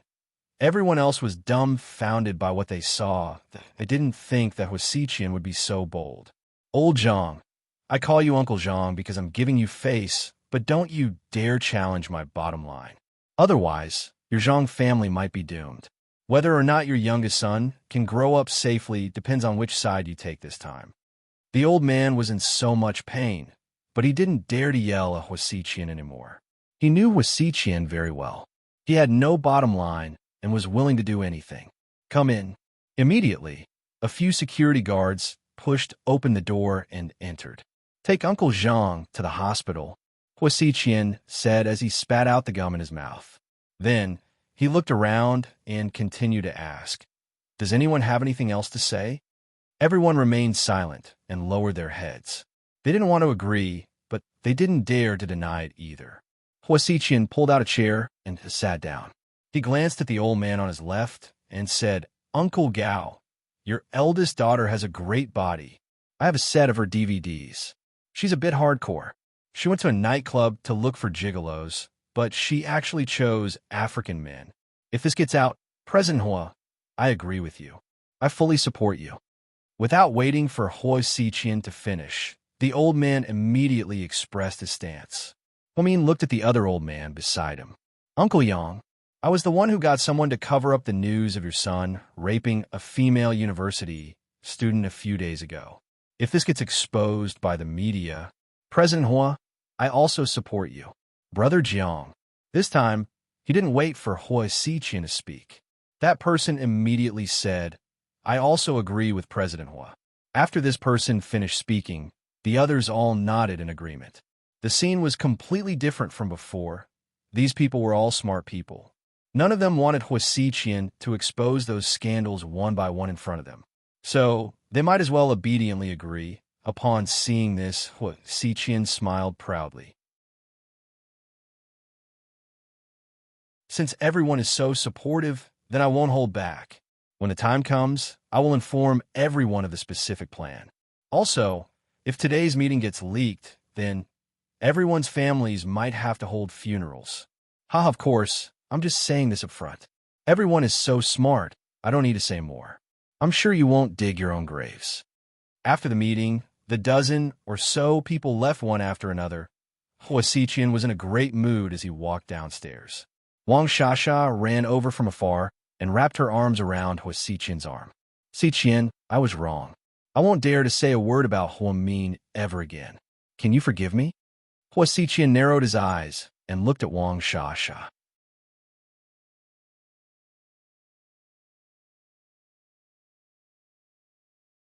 Chapter 1444. Forgiving you is something God did, and my mission is to send you to meet God. After Hua Xiqian said this, Wang Shasha's entire face turned pale. Then, she saw Hua Xiqian pinch Wang Shasha's cheeks with a smile. "Why are you so nervous? I'm just teasing you." Wang Shasha finally relaxed. Hua Xiqian was in a great mood. He put his arm around Wang Shasha's shoulders, got into the car, and drove off. Some media outlets accidentally caught them together, and on the same day, there was a headline titled, "President of the whole corporation is suspected to be in love with Miss Song." Then, a reporter took a picture of Song Yishur with sunglasses on, looking very haggard. This made people think that something happened between the two of them, and that they were going to have a divorce. Imperial Star headquarters. When Suyu came out of his meeting, he saw Tang Chuan sitting on the sofa in his office with his legs crossed. "Lord Su, the meeting's over." "Yeah, why are you here so early in the morning? Don't tell me you're interested in one of our female artists?" Suyu teased. "No, I've been tired recently, so I'm going to take a break and give up on women." "Give up on women?" Suyu obviously didn't believe him. "Yeah, it's only temporary." Tang Chuan emphasized. "I don't believe you either. If you can give up on women, I'll give up on food." Tang Chuan. "What the fuck, Lord Su? Do you look down on me that much? All these years, I've never thought highly of you. You're probably the type of person who can't live without sex." You know me best. You can read my mind." Tang Chuan sighed. "Nobody knows a son better than his father." Lord Su rarely spoke like this. 3 seconds later, Tang Chuan realized that he had been played by Suyu. She was so angry that she rolled up a paper ball and threw it at Suyu's head. "I don't have a father as young as you. I don't have such an unfilial son." Suyu continued to tease him. "Tang Chuan, did you get triggered by Hua Min's wedding? What the fuck? Your mouth is as venomous as a crane. Do you know how poisonous the crane top red is? Have you drunk it before?" Suyu argued. Tang Chuan. When he saw that Tang Chuan had nothing else to say, Suyu chuckled softly as he sorted out the documents sent by the finance department to review. "Lord Su, were you invited to Hua Min's wedding?" Tang Chuan asked tentatively. "Yes. What does in mean? Yes or no? Tang Chuan was not afraid of death and continued to gossip. Yes. Then, you really plan to go? Su Yu's hand froze slightly in the middle of signing documents. Then, he looked up at Tang Chuan and calmly asked, "Why wouldn't I go?" "Fuck, how big of a heart do you have, Big Radish? You still want to attend the wedding of the woman you like? Won't it hurt your heart? Do you need me to bring you some pills? I'm afraid you won't be able to take it." "No, I'll take it."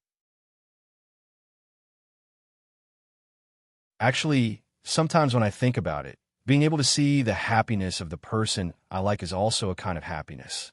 After Su Yu finished speaking, he lowered his head and continued to sign documents. Lord Su was becoming more and more noble. "No, I'm just continuing to like her in my own way. I told her that liking you is my own business. No one has the right to stop me, including Huamin himself. So, even if she holds a wedding and announces to the world that she's Qin Chu's woman, that's her business. In my heart, she'll always be the woman I like. It's that simple." Fuck, fuck, fuck. Lord Su, you jerk. I'm about to fall in love with you."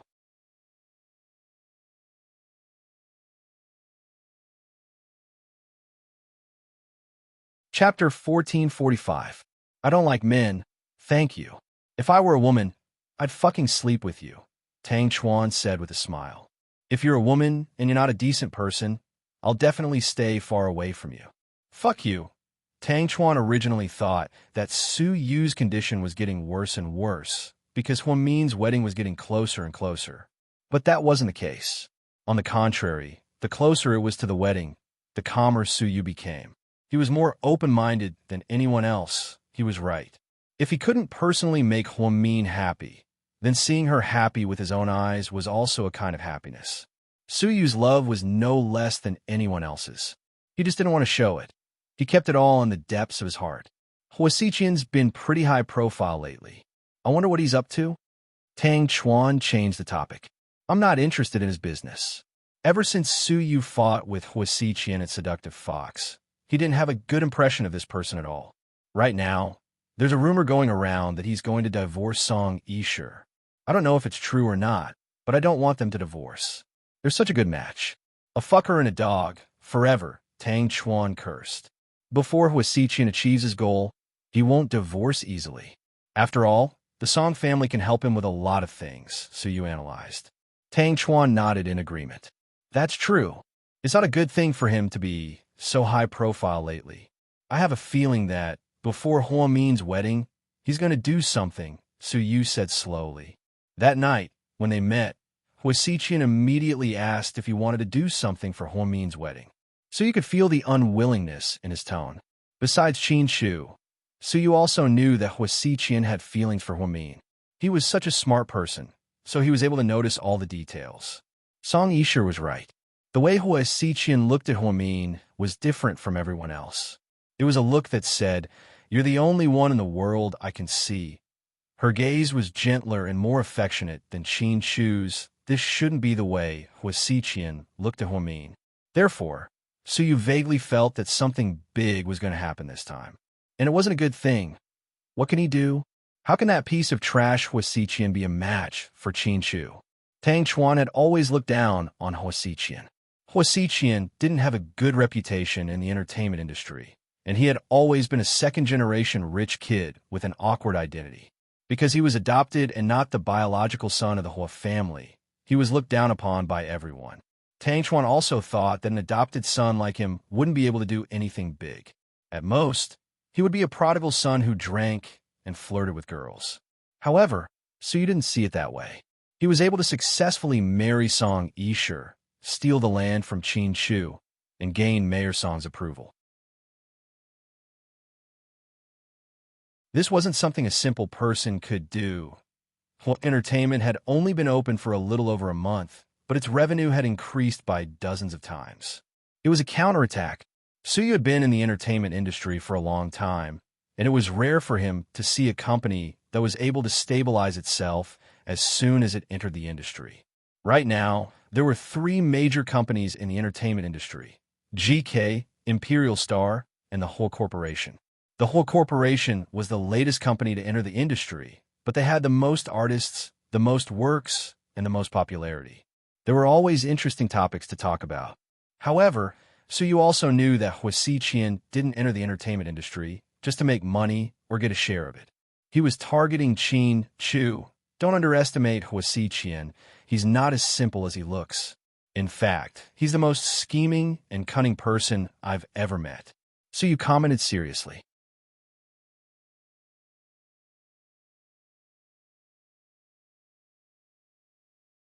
Chapter 1446. I admit that he's sinister. Tang Chuan nodded. So, you should stay away from people like him, because he'll do anything to get what he wants. You might not be able to do what he's capable of doing. When someone has no bottom line and dares to do anything, you're no longer their opponent. I don't want to talk to him. Damn, he's so sinister, like a psychopath. Tang Chuan really didn't like Huasiqian, because he always thought that Huasiqian's smile was creepy. Huasiqian's gaze was also very annoying. Do you want to drink tonight? No, I'm going back to the manor tonight to spend time with my parents and grandpa. Your dad's back. Yeah. Suyu nodded. Do you want to drink with us? My grandpa was talking about you and Wei Liao last night. No, I don't care if your dad's home, but I'm more scared of Uncle Su. Haha, he's too old-fashioned. He starts lecturing us about politics as soon as we see him. Tang Chuan stood up with a smile on his face. Oh, right, I forgot to ask you. How much are you planning on giving Hua Min's wedding gift? I heard that Qin Shu and Huasiqian already said that they won't accept gifts, but I don't think it's your style to go empty-handed. Haha, after all, he's the person you like. You're asking for it. What does it have to do with you? Get out. So you didn't know whether to laugh or cry as he chased Tang Chuan out. In the end, he didn't say what he was going to give or how much he was going to spend. After Tang Chuan left, so you put away the smile on his face and carefully opened the drawer of his desk. He took out a pink invitation card. The secretary delivered it this morning, and it was an official invitation from GK's public relations department. The entire page was pink, and there were cartoon images of the bride and groom, looking very cute. After opening it, he saw words on the left and a photo of Qin Shu and Hua Min on the right. It wasn't a wedding photo, but rather a photo of them wearing school uniforms and carrying backpacks. Hua Min combed the hairstyle of the female lead in his arms, youthful and invincible. Qin Shu, on the other hand, had a rare smile on his face.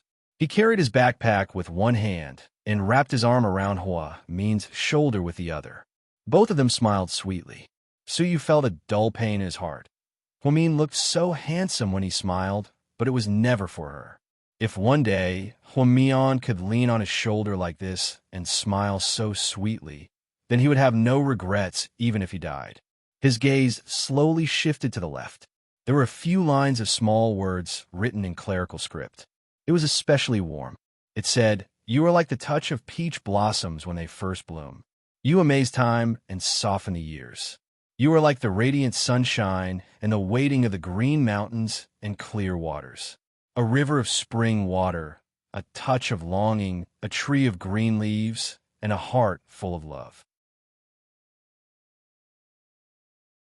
You were with me when I was young. We have been together for 7 years, and we will enter the next 7 years together, and the next 7 years after that, until the end of our lives. The breeze in March is like the innocent face of a child, and I am willing to make an eternal promise in this quiet time. Chew me on. In this life, we will go through thick and thin together." Unlike other wedding invitations, there were so many words, but there was not a single word of love between the lines. There were no mushy words or honeyed words, but it was full of touching words. Even Suyu felt his heart slowly melt when he saw it, especially the last 8 words. In this life, we will go through thick and thin together. Such a simple but firm promise meant that Qin Shu and Hua Min had acknowledged each other's hearts. Suyu sighed softly and carefully put away the invitation. At this moment, Huasiqian was holding a glass of red wine, and standing by the window of the apartment, Wang Shasha's hands were tied with a belt, and her body was covered in bruises.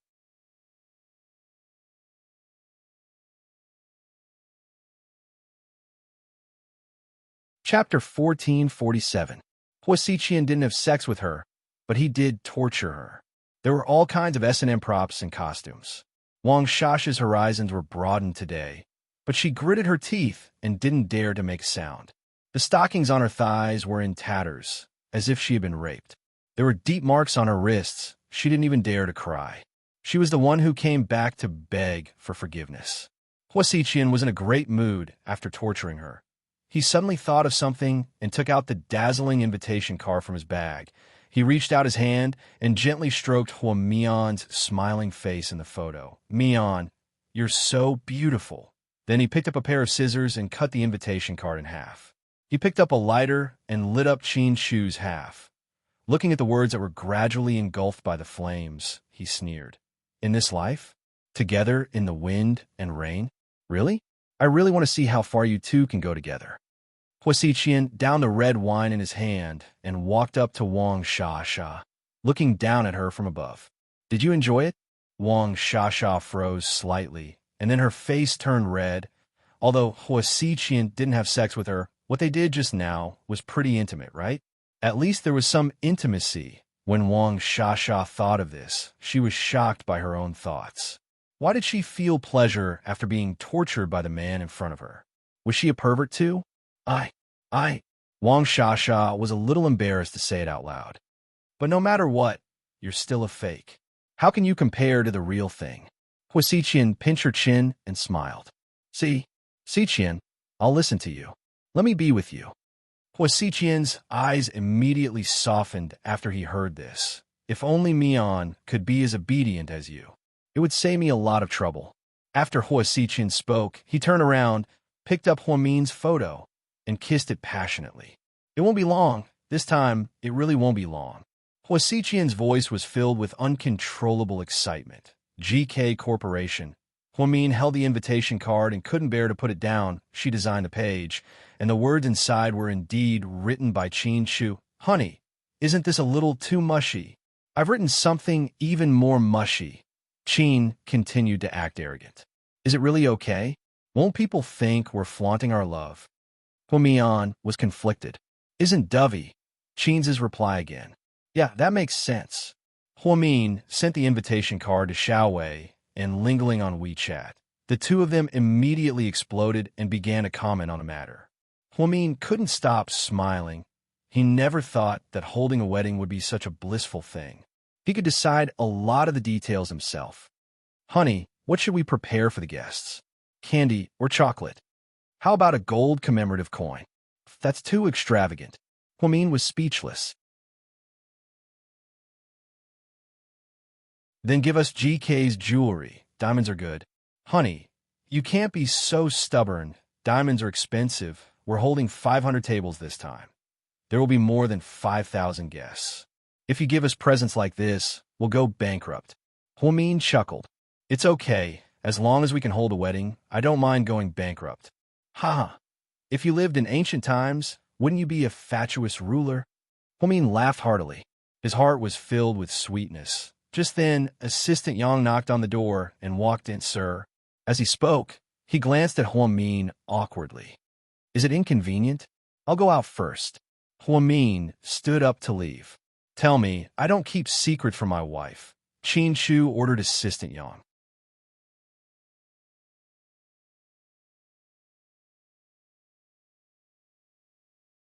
Chapter 1448. I just received news that the 13 major real estate developers in the city have teamed up and started to lower the prices to less than 4,000 yuan. Less than 4,000 yuan? Are they crazy? Qin Shu was completely confused. Real estate wasn't like other industries, where prices could be raised or lowered as they wished. There are market rules.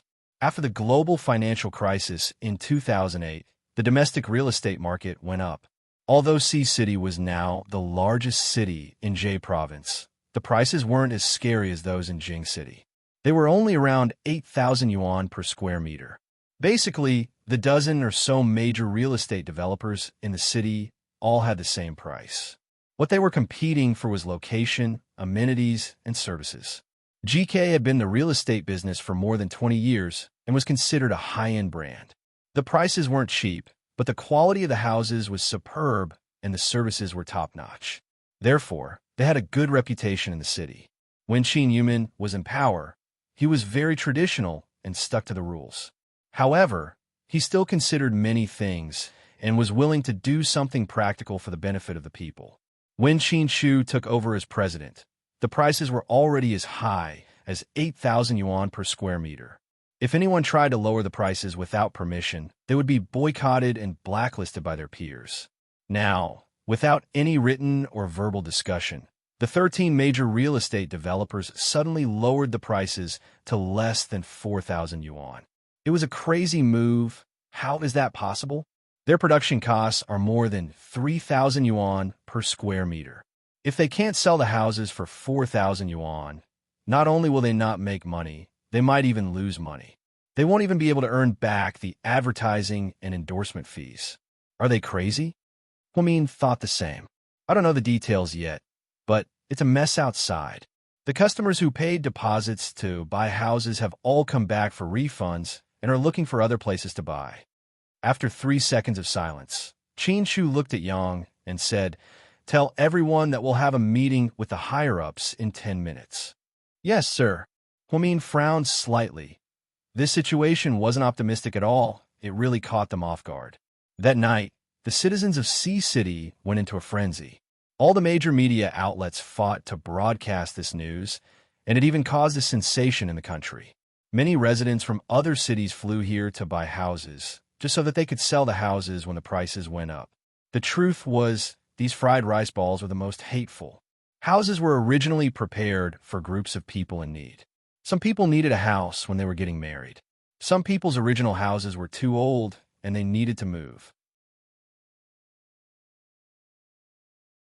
Some people had a second child, and there wasn't enough space, so they needed to move to a bigger house. These people were the ones who needed houses, but after the prices were messed up, the commoners didn't care about that at all. It was as if they didn't want money. Some even went out to borrow money from loan sharks to stock up on houses. During the meeting, Qin Shu told everyone about the situation and the consequences of this incident. For the time being, he thought of some countermeasures. As for the specifics, he still had to continue observing to see if it was a prank. How long could the sale of houses last? When Qin Shu came out of the conference room, Huamin walked up to him and asked, "Honey, how was it?" "Let's wait and see for the time being. I wonder what their goal is." Qin Shu didn't think that his popularity would be so bad that those people would lose money to trick him. Therefore, he felt that it might be a deliberate prank. A day or two passed, so he didn't take any deep countermeasures. Huamin felt a bit uneasy. "I have a feeling that this incident isn't that simple. What's the situation at GK Real Estate?" Huamin asked worriedly.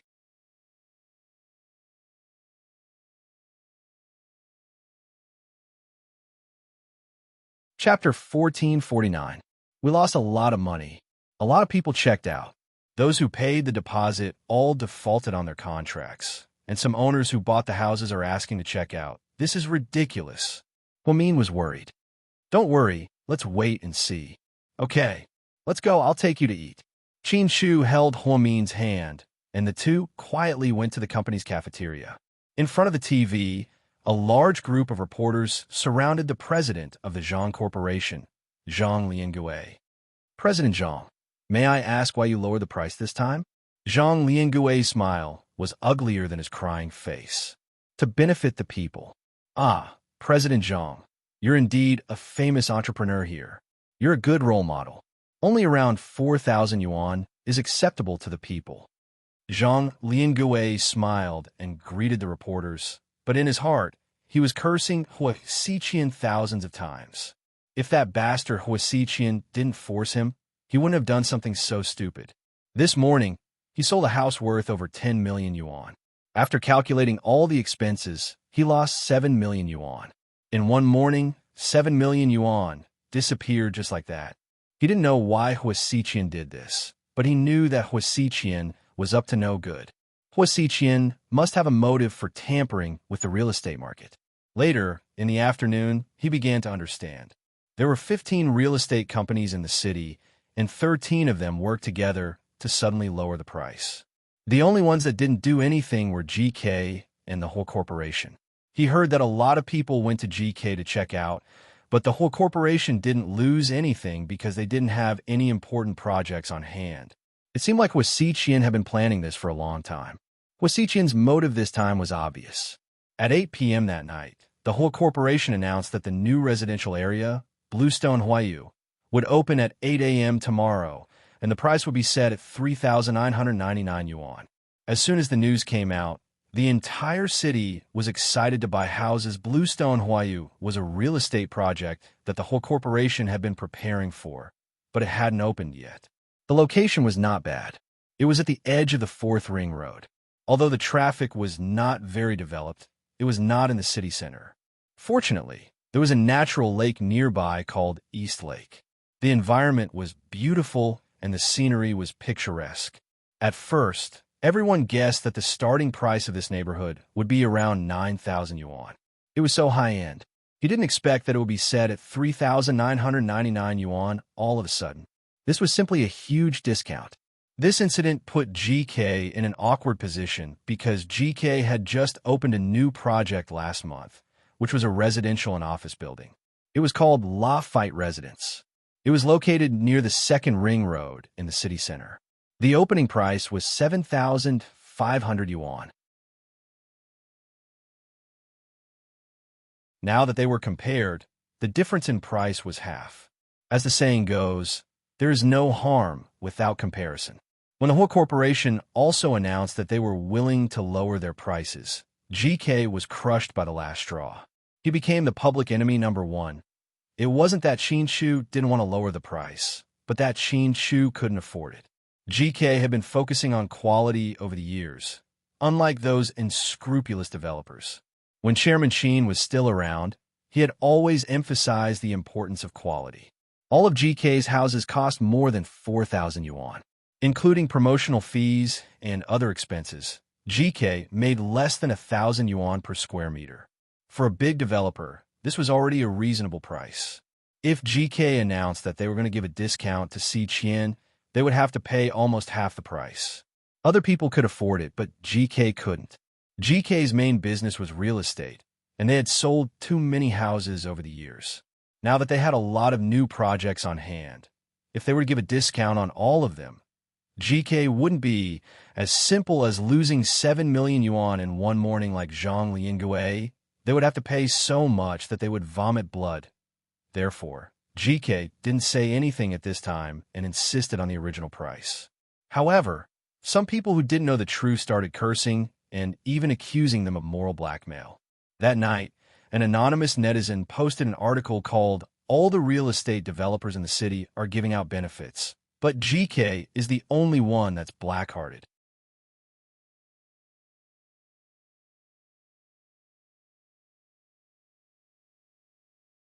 Chapter 1450. The article pointed out that GK was an unscrupulous developer who had been cheating people out of their money. Now that everyone had lowered their prices, he didn't. A developer like this was so inhumane that no one wanted to buy his house and shut him out. However, as soon as the article came out, a lot of people followed suit. It wasn't clear if they were real netizens or paid posters. Anyway, there was a lot of support and a lot of commotion. Some netizens even went to Huomin's Weibo to curse at him. Qinshu also had a Weibo account, but he never posted anything and didn't allow people to comment on it. Therefore, these netizens only went to Huomin. Huomin had two identities on Weibo: Chief of Neurology at Southside Recuperation Center Huomin, wife of GK's CEO, Qinshu. Huomin scrolled through Weibo when he saw the news. He found that Weibo had fallen again. The number of comments increased from 10,000 to 60,000 in an instant. It was too frightening. Huomin, ask your husband to come out and give us an explanation. You guys cheated him so badly. He bought your house last year after we got married, and now you're lowering the price. Bichua, I didn't know you and your husband were both black-hearted businessmen. I'm going to hate you now. Ask Qinshu to come out and explain why he didn't lower the price. You should at least give us an explanation. The internet says that your husband isn't a Chinese citizen and that he got a green card a long time ago. I don't know if it's true, but if it is, then I can understand why he cheated us. He's not from our country, right? Did you become an American citizen with your husband after you got married? Do you dare to show us your passport? Mian, I believe in you, and I believe that your husband has his reasons. Can you give us an explanation? Dr. Wu, what's going on? Why are so many crazy people cursing you? What's going on? Hua Hua, talk to your husband. Everyone lowered the price, so he should lower the price too. Otherwise, he won't be able to sell his house. Isn't it better to lower the price and make less money? Your real estate business is actually very profitable. Let's sit down and watch the show. A spectator who doesn't know the truth floats by. Mian Mian, is your wedding still on the 28th? Would he be affected? I always feel scared, as if you guys can't get married. Don't scold me. I really have this feeling. I don't know why, but it's very strange. Huamin let out a long sigh and silently exited Weibo, showing off the household register and passport. On what basis? American citizenship? What a joke. Forcing us to lower our prices? If we lower the price, we will lose everything in less than a week. If that happened, Qinshu would really go bankrupt. Laymen like them would never know the consequences of such a large consortium selling houses at a discount. That would really be digging his own grave. Qinshu had been working overtime that night to discuss countermeasures. Huamin was sitting in Qinshu's office, waiting for her. Then, she chatted with Jiang Xiaowei and Zhu Lingling on WeChat about what had happened.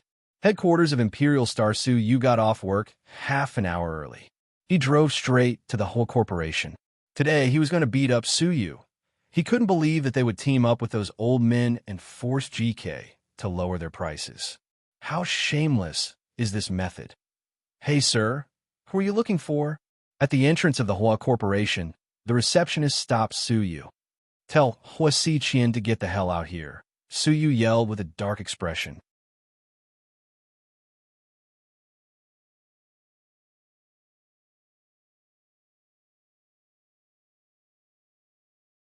Chapter 1451. I'm sorry, but President Hua already got off work. He got off work, so you didn't believe him. Yes, President Hua left after a meeting this afternoon. If you want to see him, you can go to his house. Coward. So you clenched his fists. Did Hua Xiqian take his words for granted? Just a few days ago, he warned him not to hurt Huamin. Now that he did something so despicable and shameless, GK was in deep trouble. Huamin must be worried sick right now. Today, he saw a lot of people scolding Huamin on Weibo, and he was furious. He even created an alternate account to scold those who scolded Huamin, but it was useless. The pressure from public opinion was overwhelming. Inside Hua Xiqian's private mansion, he was wearing a bathrobe and sitting by the swimming pool, looking very relaxed. Just then, his phone rang. What's going on? Who told you to collectively lower your prices? This is called malicious competition. Do you know that? Mayor Song was clearly angry as he questioned Hua Xiqian sternly. Isn't it good to help the people? Father-in-law, why are you angry? Don't try to fool me with these childish things. You want to go against Qinshu, don't you? Mayor Song had been a leader for many years, so he immediately knew who Hua Xiqian wanted to go against. Judging from the current situation, Qinshu was indeed in deep trouble, and he was hesitant to move forward. Smart, Hua Xiqian admitted. Why did you do that? How did he offend you? I watched Qinshu grow up. Not to mention my personal relationship with his father. You can't do that to me. What a joke. This is between you and him. What does it have to do with me? Hua Xiqian chuckled. The king of the land has already been given to you, and Qinshu didn't say anything. Why are you still being so aggressive now? I'm sorry, father-in-law. You may not understand the situation. If Qinshu hadn't taken away my most precious thing, I wouldn't have to force him like this. What precious item? Mayor Song asked. Well, you can ask him yourself. Oh, by the way, if you can convince him to give me back what he took from me, I can consider letting him go. Nonsense. Stop it right now. You're not just a personal grudge now. You've dragged our entire city's real estate industry into a whirlpool. This is going to cause a big mess. Hua Xiqian sneered. Then you should think of a way. Otherwise, what's the point of being the mayor? Hua Xiqian, you? Before Mayor Song could say anything, Hua Xiqian hung up the phone. He had no time to waste with that old man. Mayor Song was in a meeting in another city, and he couldn't come back. He had no choice but to call Qinshu Qin Shu had just finished an emergency meeting to discuss tomorrow's plan. Uncle Song? Shu, are you busy? Yeah, I just finished a meeting. I'm in a meeting in F City, and I'll be back the day after tomorrow. I know what happened at home, and it's a bad influence. I already called Hua Xiqian, but he's being stubborn. He's determined to deal with you. I know. Qin Shu was very calm. Chu, what did you take from Hua Xiqian? What? Qin Shu frowned slightly. When I spoke to him, he said, you took something from him, something important. What I meant was that if it's not important, you should return it to him. Sometimes he's really like a mad dog. He does whatever he wants without caring about others. He's lawless. It's not worth it for you to confront him. It's better to offend a gentleman than a villain. Qin Shu was silent for 5 seconds. He understood what Hua Xiqian meant. Snatched away his most precious thing? He was probably talking about Mian, right? You're tuning in to the Romance Rendezvous YouTube channel. We're so grateful for your support, and don't forget to subscribe to join us on this incredible journey through captivating stories. Your generosity through donations truly makes a world of difference, as it's the primary source of revenue that allows me to expand and enhance this channel for you. Thank you from the bottom of my heart for being a part of this adventure.